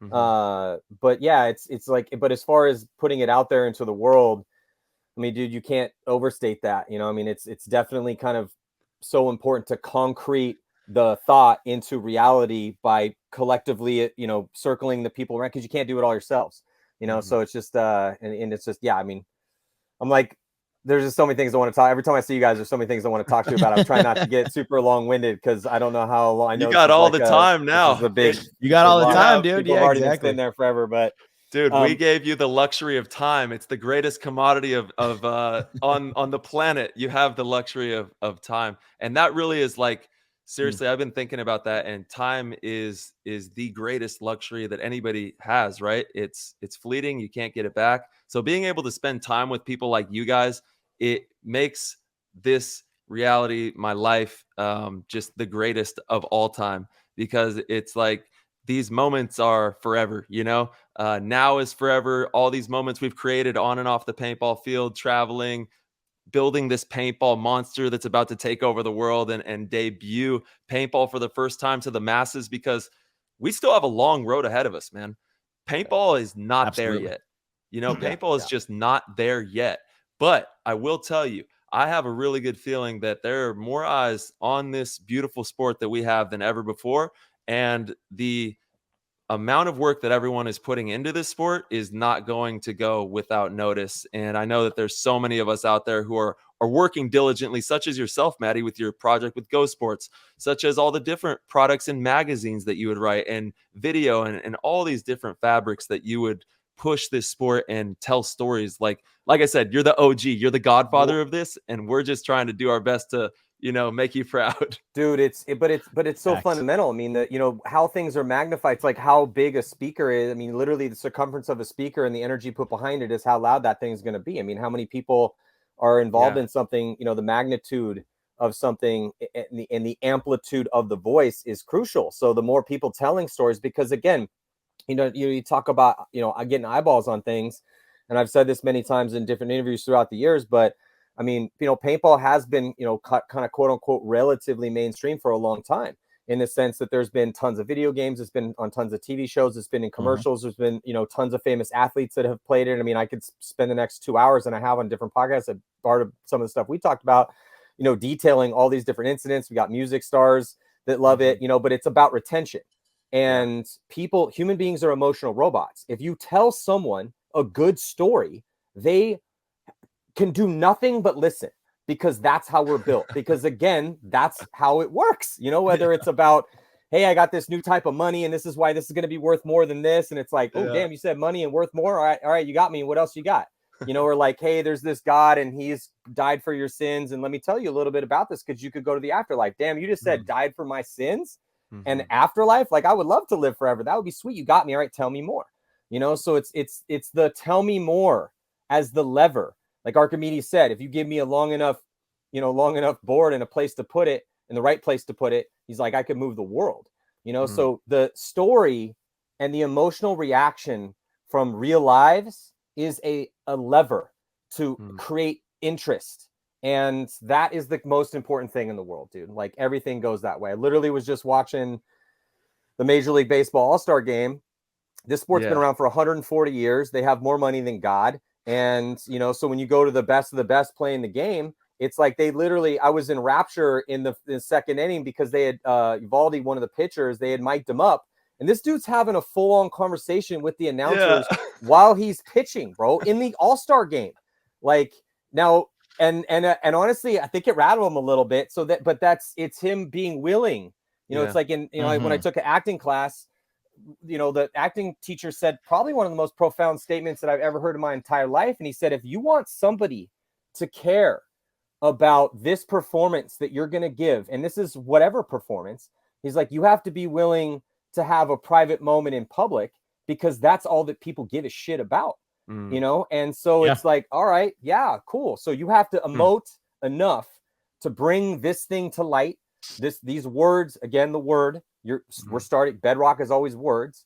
You know, there's actions, but then if it, you know, like if a tree falls in the wood and there's no one there to see it, did it really happen? And think of, in the 4 billion years of planet Earth, all the crazy shit that's gone down, and there was no one there to document it.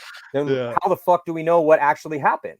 You know, well, we don't, you know, but we have that ability now, you know? And so it was so crazy, because this dude's sitting there and he's, you know, pitching, and you could tell he got kind of serious. The first couple guys he was having problems with.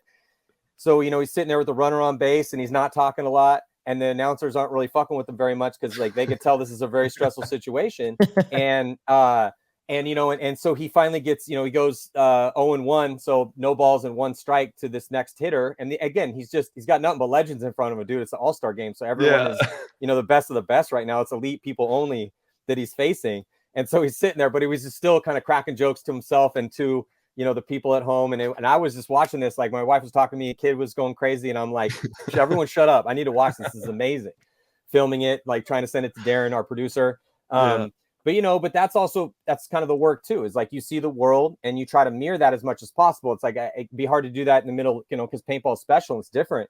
But anyway, so it's 0-2 and he's like, it's 0-1 and he's like, oh, I finally got up on the count on one of these guys, and then he throws another nasty, just completely unhittable split finger fastball, and dude can't touch it. It's now 0-2. And then they're like, what do you got next? And he's like, what do I throw next? I don't even know. I mean, I don't even know what to do right now. Let me get a look. And he looks at the catcher and kind of shakes him off. He's like, okay, I got it. And then, ends up striking that dude out. It was pretty cool, moment that amazing. That it took 140 years for us to see, because they can't do that in the regular games, because the guys probably don't want to do it and this is kind of the conversation we all have to have right now with paintball, is like what, I always tell people when we have conversations, I'm like, look, not everything's for public consumption, but the more that people know, the more they want to know, because the more that you open that door, then the more they want to know, so it's like, and that's a razor's edge. There's a lot of nuance there. It's kind of like the UFO disclosures, tinfoil hat talk immediately. You see how fast it happens, Maddie? See how fast it happens? Bro, let's talk about UFOs, dog. I got you. You see all these fucking books behind me, bro? I've gone down so many I've gone down all the rabbit holes. I probably spent more time on the rabbit holes than the government has been. They've been telling us to get ready or whatever. I've been reading some news, right? Isn't they say? Wait, what? Yeah, I mean, telling us to get ready for what? For contact. I've read it in multiple sources that higher ups have said, yeah, there could be a possibility of a possible contact coming our way. Huh. So I don't know. It's pretty interesting. What's your thoughts on that, Matt? What do you think about that? Well, I have a lot of thoughts on this. I'm trying to keep them as succinct as possible, because I feel like I could do a 4-hour podcast about. I still have aliens. Go to YouTube, peep game on my tinfoil hat right now. It's looking good. That's pretty good. No, so the first thing that always comes to mind when I think of the universe is, and I'm not sure exactly where this quote is from, but the quote goes, "If it is just us, it seems like a giant waste of space." Like, how in the God's great universe, or the Allah's great universe, or the Tao's great universe, or the grand architect, or Lucifer, or like whatever your deity may be, or you're maybe an atheist and you think it's, you're a materialist and you think that the world, has no deity by its base construction. That's fine too. But my question remains the same: is that really so? Just here on Earth, in the grand scheme of the universe, and then potentially the multiverse, which it's kind of impossible to know what is beyond the veil in, because of the way it is, at least so far. Some of my friends that have taken DMT would probably disagree, but there are other portals to the multiverse. But it does seem like a giant waste of space. And then definitely with the fact that, it's like sometimes I'll hang out with some people and they'll say some stuff where I'm like, man, all right, you're not really living in our consensus reality here, bro. Like that is that's some crazy ass shit. And you are now removed from the people I'm going to discuss things with when we try to have like real ass conversations about like super logical shit, because that was like, I just said some super logical shit and that dude said some super logical shit. And then that dude responded and kind of changed it a little bit, but he also super logical. And you just came like way the fuck out here, like with some shit that no one knows. And it's not like I'll still listen to you, but you're out of the kind of the clique over here of like us trying to figure shit out. Anyway, so, but there's a lot of people that are in that, that have had very exemplary lives and have, led, these are reliable narrators. When you read a book, there's a fictional concept called the unreliable narrator, and those people exist in real life too. There's a reason why that got made into a fictional trope, but and everyone listens to this is like, oh dude, I know the unreliable narrator in my life, the dude that's like, you come home and you're just like, yeah, I don't know, my boss was pissing me off about this, but I'm kind of messed up on that. And they're just like, yeah, bro, you should fucking quit your job, dude. And you're just really I don't know if that's the move. No, quit your job, dog. Like, you're better than this. And you're like, I definitely messed that one thing up, and like maybe I should just let me try it for another 6 months. You know what I'm saying? Like, anyway, but but there are people that that are very, very much reliable narrators that have had some very interesting, I could say anecdotal, but not necessarily, based on some of the radar readings and some of the. It's just kind of tough to call right now. Mm-hmm. But there definitely have been these people that have come out. And I've listened to a couple of these podcasts just recently. I've been kind of following this my entire adult life, in one way, shape, or form. But it is getting more and more fascinating because more and more people are coming out. And then there was this one, recent whistleblower who has like top level clearance, but he can't actually say. I can't remember his name, but a lot of people have been talking about him recently. And he had come out and said that, these congressional hearings are going to happen. So there's kind of like, there's definitely been some official stuff. I mean, there's been some statements. There's been some statements made by official agencies. So, I mean, we are, it definitely does make sense that, that we are not alone in the universe. That's a different question to me than whether or not they're visiting us. Another thing to think about, though, is that if we are running into, some sort of otherworldly intelligence or otherworldly substance or machines or something, it would make more sense that it is a probe of theirs or a machine. Think about how we have sent out a ton of these probes and these machines to different places, because physically it's hard for us to get outside of the Earth. I mean, people, like Elon's talking about going to Mars. That is an awesome visionary dream, but from a logistical standpoint, incredibly hard to achieve. So we will more than likely run into some sort of technology as opposed to an entity. But it's also, and some of the comedians have picked up on this too, where it's like, let me get this straight. These creatures are so smart that they have figured out a way to go faster than light. And they have gone all the way to our planet just to crash and get rolled up on by some rednecks out in the desert. Like, really? Like, okay, you got all the way here and Earth is the place you crashed? Like, and then we recovered your bodies, and then now we're keeping them like in cages in some underground cave in the middle of the Midwest. And there's 6 different types of them. Like, all right, cool. And then, obviously you have all the fascinating, again, since you still have the tinfoil hat on, so we got to just keep going down the road a little bit. Yeah, but like, I'm loving this. Like the Nephilim, like all the, the possible, like the, the intergalactic seeding, and maybe they came here, the whole Prometheus, conversation. I mean, there's a lot of different, avenues. Because again, you could go, how many, there's different roads to go down. None of them are necessarily provable yet. Is it fungi that are the real aliens, and those are the ones that have woken us, aka like, the stoned ape theory from Terrence McKenna, or did it, did we get seeded genetically, Prometheus style from, the Nephilim that came here, and then the reptilian Illuminati overlord, the bloodlords drinking adrenochrome. Like, again, how far down these rabbit holes would you like to go, bro? I mean, I like to read regular history books, like regular ass scholarly, we're just real history books. This is straight wormhole. This shit, dude. Wormhole. 100%. Down with that stuff. All right, tinfoil hat has come off, Matty. You're an absolute legend.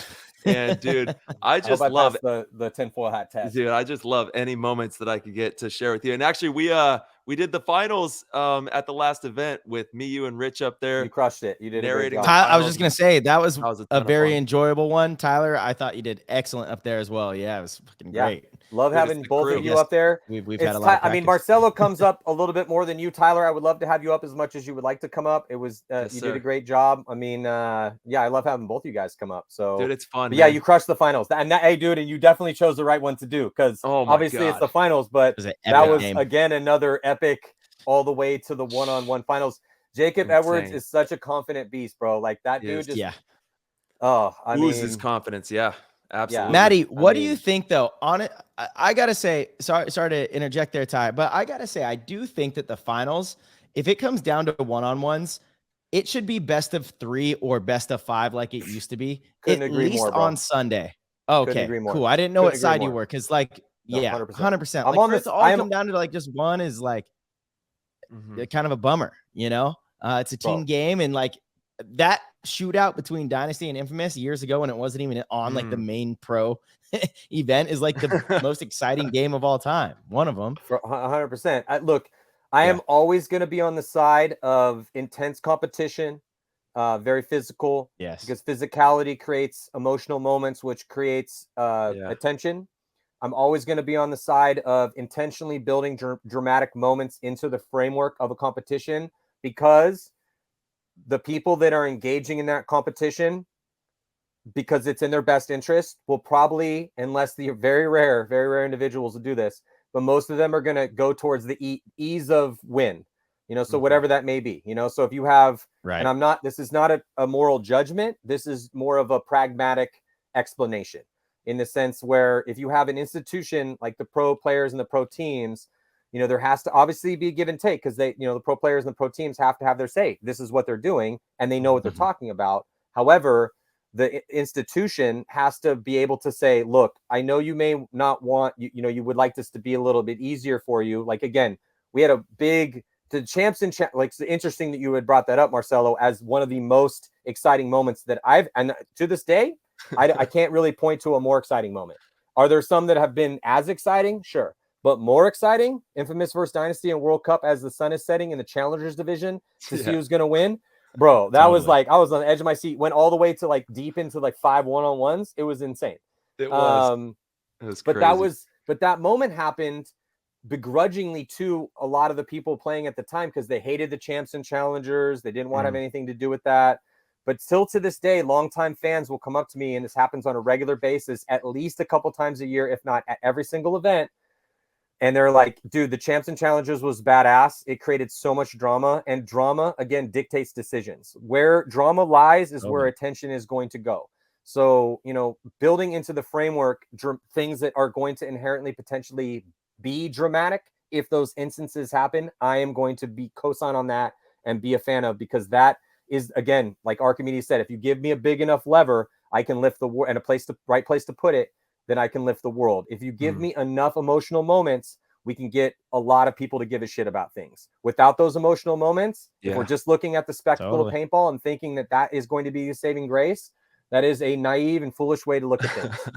You know, it really is, you know, like in this day and age, you know, do you think that F1 was like, no, we're racing cars and the purity of the game is the most important thing. So we would never degrade this and have Netflix desecrate this with any sort of dramatic buildup. Sure enough, what happens? Netflix comes in, they spend a shit ton of money making a very intricate documentary. They blow up the dramatic side of things and it exponentially increases their reach. You know, again, that's the emotional lever, dude. This is not psychology. This is fucking biology. This is how the brain works.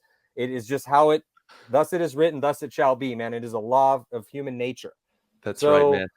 You know, Maddie. So Marcelo, 1,000%. If once we get to the finals, any other time, dude, one and done. We have 20 games.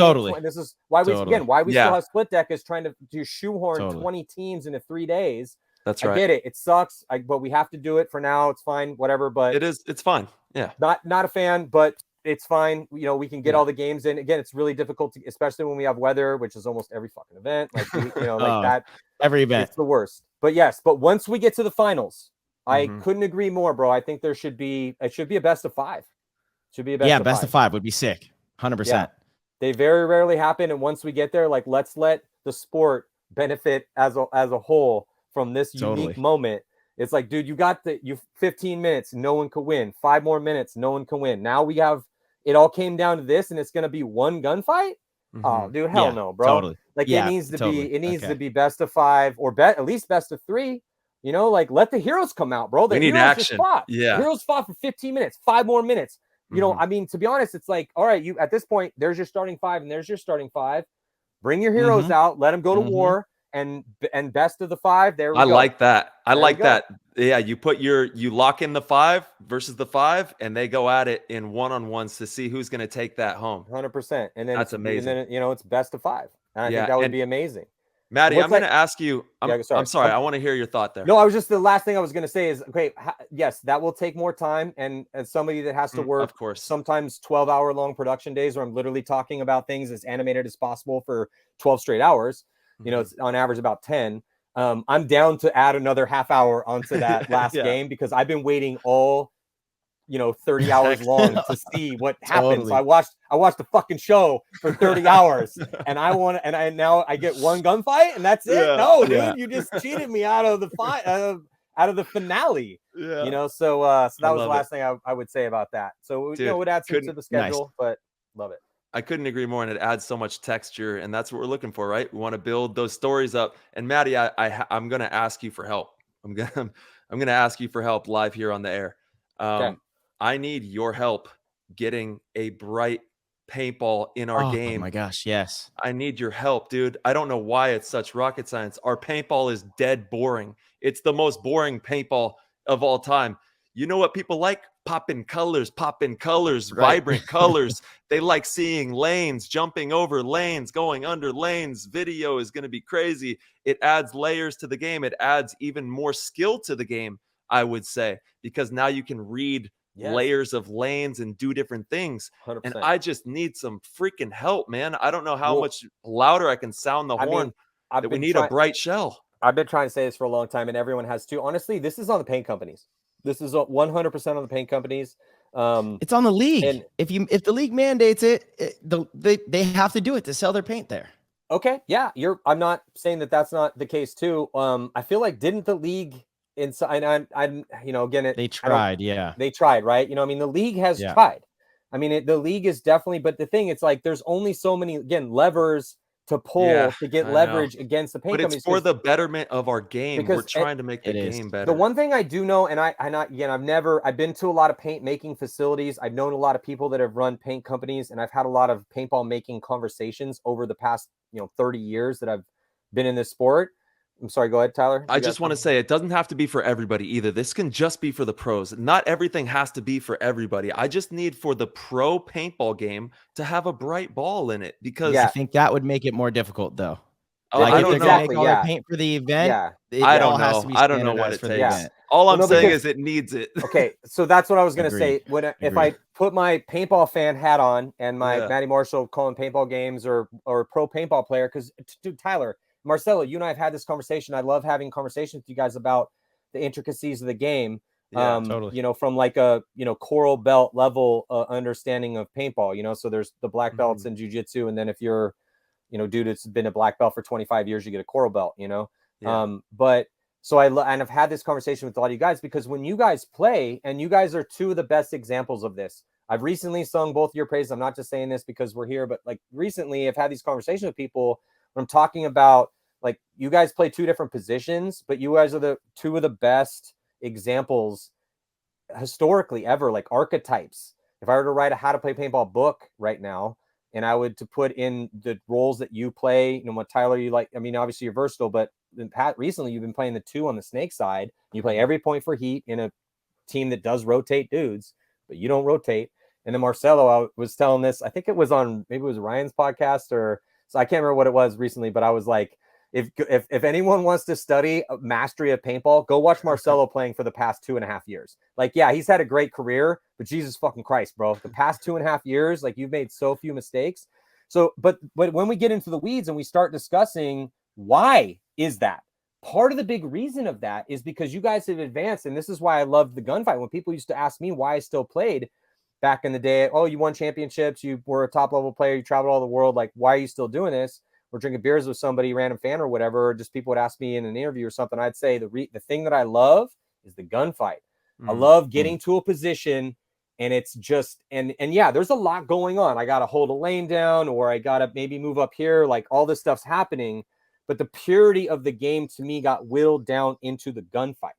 And you guys are elite of elite at that. I mean, again, the best, not just the best now, but some of the best that have ever done it. And the thing is and the reason why I'm bringing this into this conversation is because why are you good at that? You guys must have above average eyesight, but because you have the ability to read the streams. So you're not playing the man, you're playing his paint. That's right. Sure, you're playing the man.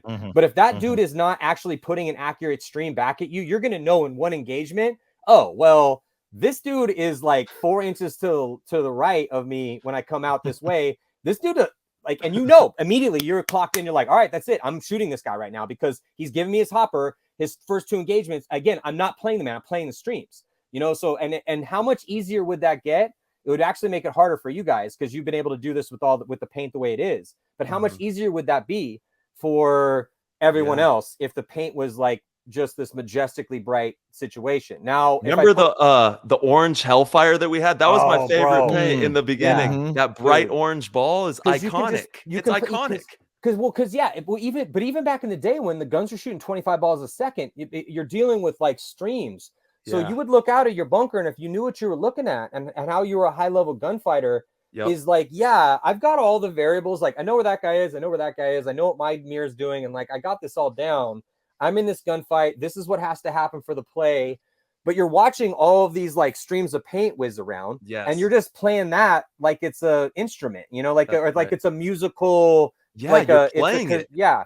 So you're seeing the streams and you're seeing what's happening and you're kind of reading all that. But all that comes off of your ability to see the paintballs. So I think that it's more than just the visibility of the paintballs on the webcast.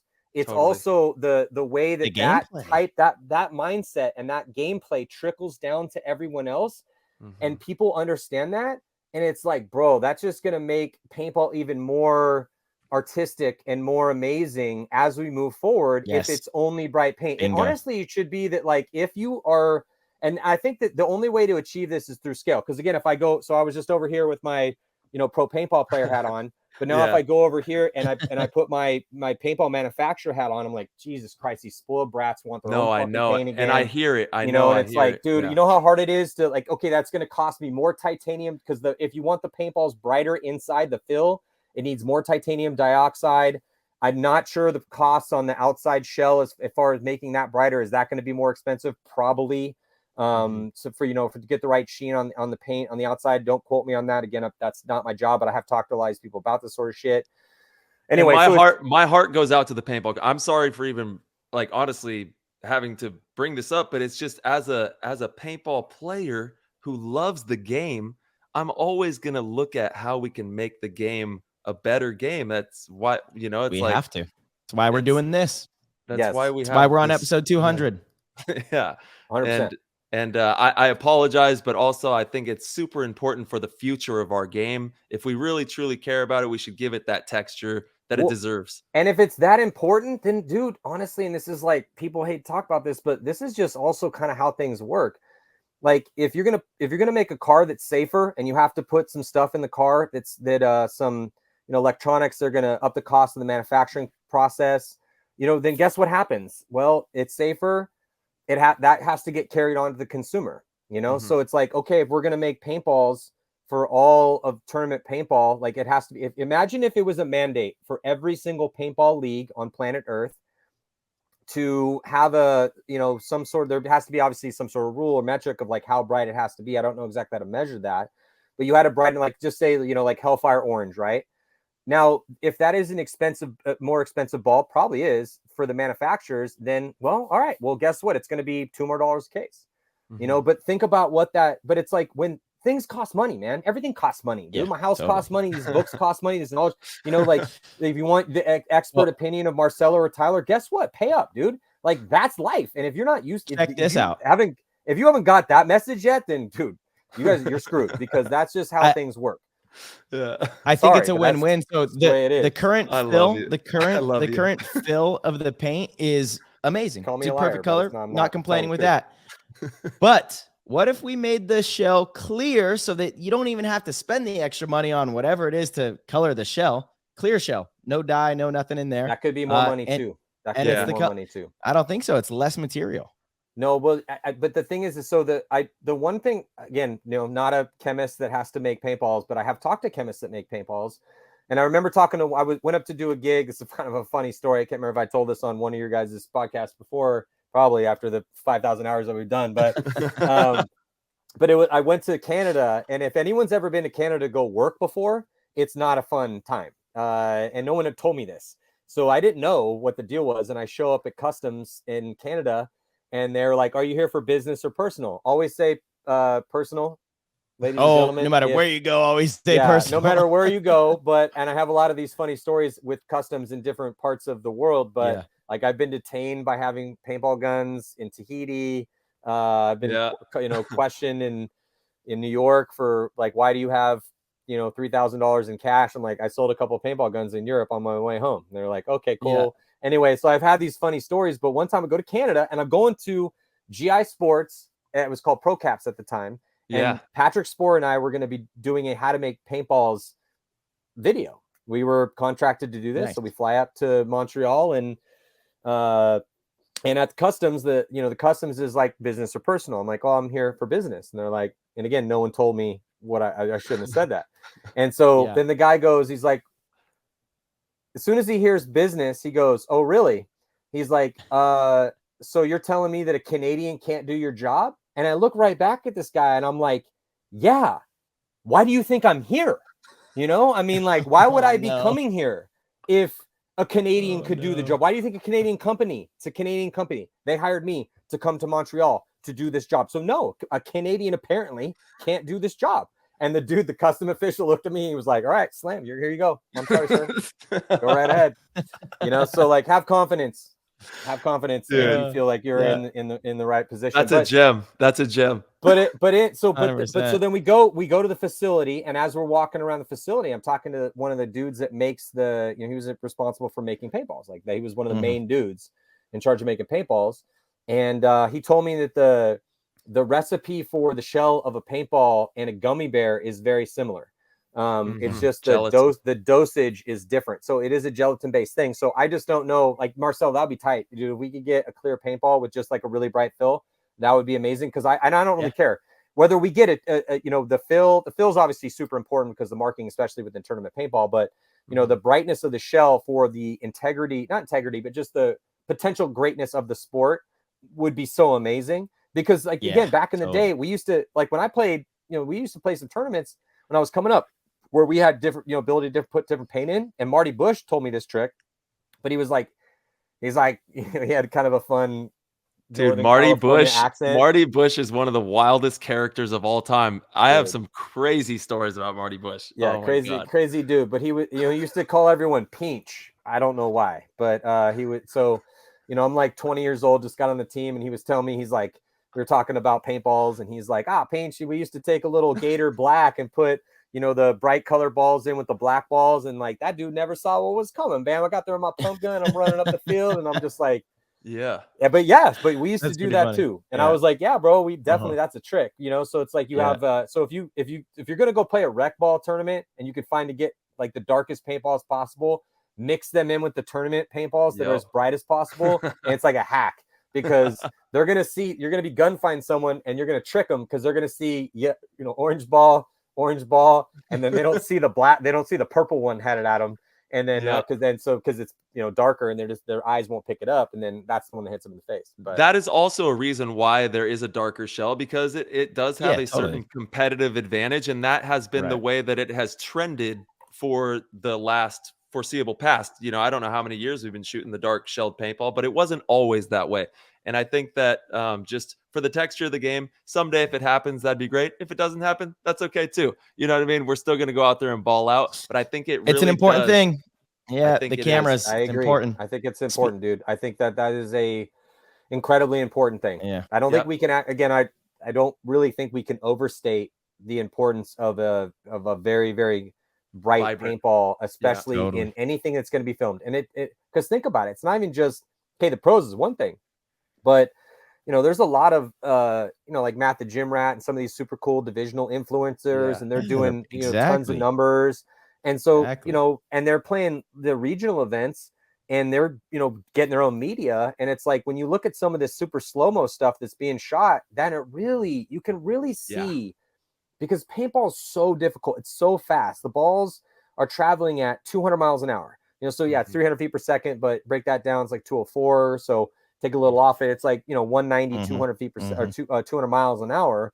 You know, they say the hardest thing to do in sports is to hit a major league fastball, which is moving, and it is, anything around speed. And it's half the speed. So, now instead of one, now you're not hitting it, but there's instead of one of those, there are thousands of those in the air at any given time.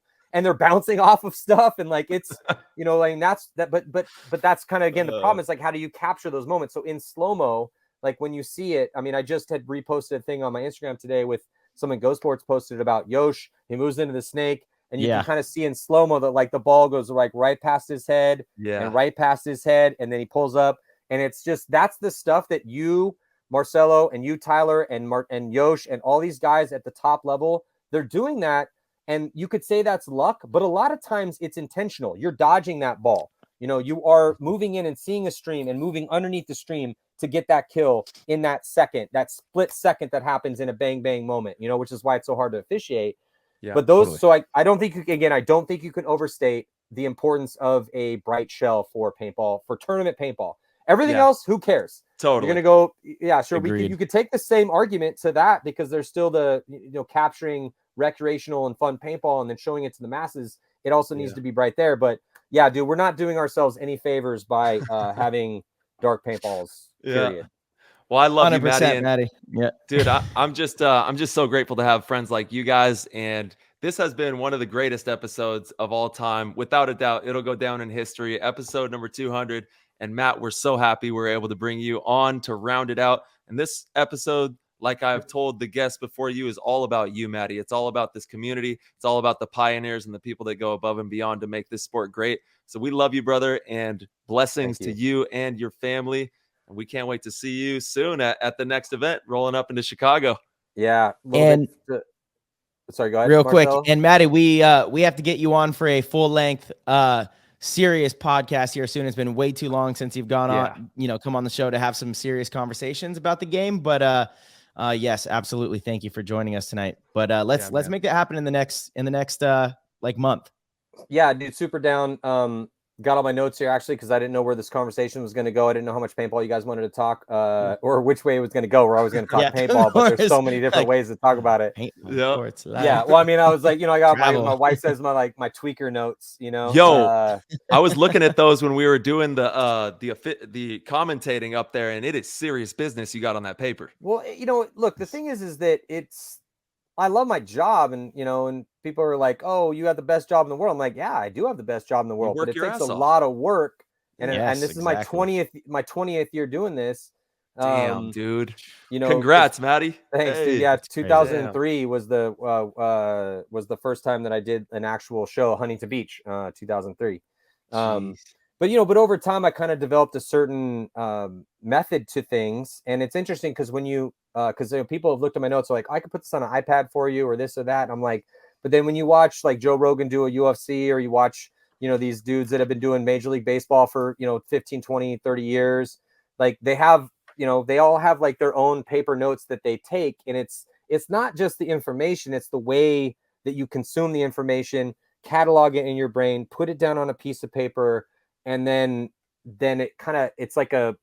it's a method, it allows you to have a recall. It allows you to go to certain things very quickly to get certain amounts of information. Dude, it's crazy to think that that's going to go out of style in the next 10 years. Or it might, or I don't know. We might already be there, that's a dying breed. Paper, pen. I know a lot of people still use it, but the new age, it's all right on here on the phone. That's where all of it goes in. Hey, well, when the solar flare happens and it takes down all the computers, where I'll still have all the paintball history on my motherfucking notes, dog.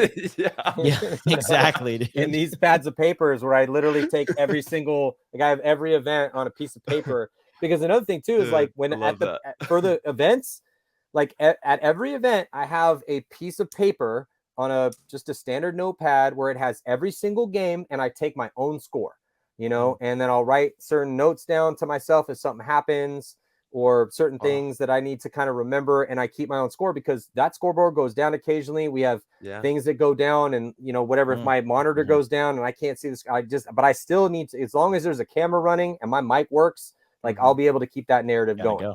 And then I can also reference that and know, again, just based on certain things, like what has happened. And it just allows me, it's like a extension of my memory, so, but it's, I don't know, again, this is what are you a pro at what you do? It's like how, if you look at what pros do in certain things, there's a certain method to the madness. It's not just all off the top of the dome, bro. I don't just show up, roll up and be like, all right, here we go. No, I rewatched every single game.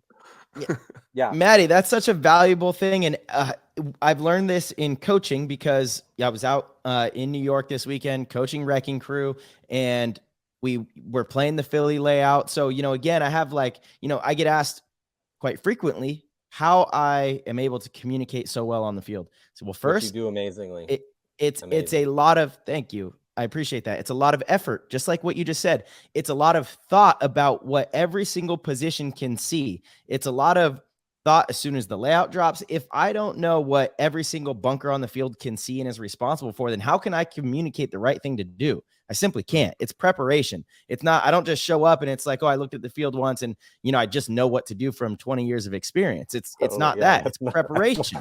It's preparation. And I'm like, when I get a play from Skinny, I don't just get the play and then walk out on the field and say, okay, I know how to play ball. I'm walking to the gate saying, okay, I'm shooting right. If they go to this spot, then I come here. If we shoot this person off the break, then we make this adjustment. If we lose somebody, that preparation is why I'm able to communicate that stuff. I love that you just said that in your process, because that's what it is. It's preparation. And that's what it is for everything, dude. I don't give a shit what you do. Like, I know dudes that I know dude. And look, everyone has friends that are successful. Where I grew up, San Diego, I got a lot of successful friends, and all those guys have their own, and girls have I know badass female lawyers. I know dudes that run companies. Like, we all know these people. I know dudes that clear millions of dollars on real estate. Like, everyone has their own process, but all those people, like, they write shit down, like, they don't just roll up and they're just like, all right, I'm really good at this. That's not how anything works, bro. Yeah. That is not how anything works. Your doctor doesn't just roll in and be like, all right, like, I know this badass orthopedic surgeon. He doesn't just like roll up and be like, all right, give me the power tools and put your head back together. Like, he's watching the YouTube video before. He's like, okay, I remember how to do this. That is not how it works, dude. That's not how anything works. Yeah. So if you think that Tyler or Marcelo or Ryan or myself or like anyone just rolled up to the spot that they happen to look gifted at, and like that it looks like they got the hand of God was like, and you now shall do this for your living, like, bro, crazy. That didn't start that way. You know what I'm saying? And even if it did start that way, then let's believe they put the extra work in, because there's a big difference between people that are just like good at things and people that are professional at things. So if you're a pro, then you're going to do a lot of homework. You're going to keep notes. You're going to have a lot of different possibilities in your mind. You're going to kind of know if things aren't going the way they're supposed to be going, what you should be doing, And so, and that's that's one of the gifts of paintball, because whatever you do in regular life, paintball is going to give you, if you do it long enough, it's going to give you a lot of confidence when shit is getting twisted. Because even Dynasty, who's won half of the paintball tournaments we played in the past 2.5 years, still is losing at least as much as they're winning. So it's like, that's a lot of humility that is built into what did I talk about before? The system has to be building things in, and then it makes it difficult. And then that's where the lessons lie, or that's where the drama lies, right? And paintball has inherent difficulty built into it, So it's like, you are forced, if you play it long enough, you are forced to learn a lot of lessons about yourself, about how teams work, about the world, about going certain places, what different cities are like, what certain people are like, and you have to navigate all of that. And not only do you have to navigate it, but you have to thrive and conquer that sometimes. Yeah. And the difference in your mind in those moments, that it will give you, again, the gift of the game, bro. If you play paintball, I promise it will. Yeah, it costs money and it costs a lot of time, but everything in your life gets a lot easier once you've participated in something like this at a high level. Dude, Maddie's spitting straight hard facts to round out episode 200, baby. Oh my God. We did it. We did it, boys. You guys did it. You did it. Cheers, Maddie. boys. Hey, to you guys. Cheers, brother. Hey, congratulations, you, Maddie. dude. Thank you. Congratulations, boys. Dude, to us. Cheers, 200. Man, let's go. That means you guys had an idea, you pulled it off, you refined it, and then you created a community that people like, and then it's beneficial not only for the people willing to, because that's how things work. It's like you throw something out into the world, and if people don't like it, it's not going to continue, even if you love it. Yeah, sure, you can just still do it, but that's not how things typically work, whether it be a business or a concept, again, a religion or a country, a money system. So the fact that you guys created this and you're 200 episodes deep in only a couple years is a really amazing thing, dude. So, again, thank you. Cheers, Skull. Dude, cheers to you, Maddie. Kampai. Yeah. Prost. Whatever language you prefer. This cheers is to us. This is to the paintball world. This is for everybody, man. This is for us as a collective, for the culture of this game. And Maddie, we're so grateful to have you as a brother in this game, bro. And I hope that we can continue for another 200 plus episodes and have many, many more hours of conversations like this. Dude, I can't wait. Yeah, let me give me on the next one, because that last one hit hard. warm IPA is not so great because it's been a little bit. But yeah, so I've obviously got a lot of paintball projects cooking. But awesome. We'll tap in. After a lot of years of also reading all these history books and telling stories, I am going to be launching a history storytelling podcast soon. Yes, dude, amazing. Yeah, Been waiting for epic. this. You told I don't remember if you talked about it on the show or what, but I've known about this for a long time. Actually. I'm in. I will listen, subscribe, and I'm very interested in that. The very first subject, and it took me a while to kind of figure out a lot of things about it. And well, if you need anything, bro, we're right here. Like, we've been in and you're the OG podcast godfather. You started the Matty Ho show like so long ago, so you already know what's the good. real deal. But no, it's just to me, it's been a lifelong pursuit. I've always been. I remember Russell Maynard, and actually this still lives in my mind. It's like an RIP Russell Maynard, bro. Like, so a lot of people don't know who Russell Maynard was. He was an OG at paintball. He was the very first owner of Camp Pendleton Paintball Park. I worked for him when I was 17 years old. I graduated high school at 17. And that summer, me, Davey Williamson, and one of my friends, Tim Kobayashi, we built Camp Pendleton Paintball Park, with machetes and, Jack in the Box lunches. And we carved that out, and he owned that field.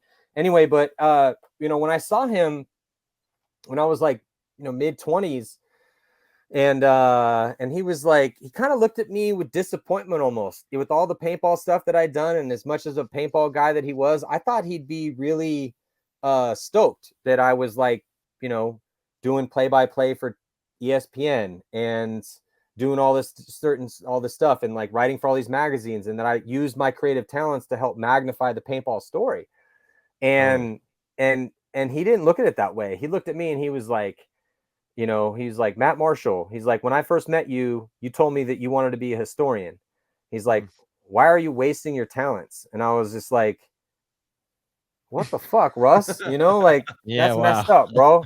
But he cares about you. He was kind of like, he said it with a smile, like he wasn't really, but old dudes messing with young dudes is also how the world works too. Like, I got a son, best believe, like, I'm gonna keep him on the straight and narrow, just like my father did. And I know your dad, Tyler, and I knew your father, Marcelo, and like, and all the dudes, the hardcore dudes that we grew up with, like, you guys learn these lessons. I know you do this to the people that you're around too, and this is how it works. Like, Marcel, I've seen you coach, and respect, because that's what it takes. You have to challenge people, so to me, that's always been kind of like a challenge. Like, I could tell historical stories too, bro. Like, I can do that too. Dude, I cannot wait. I cannot wait for the podcast to drop. So everybody, be on the lookout. It's coming soon, 100%. And we'll be sure we'll post it on PTG as well as soon as you drop all that.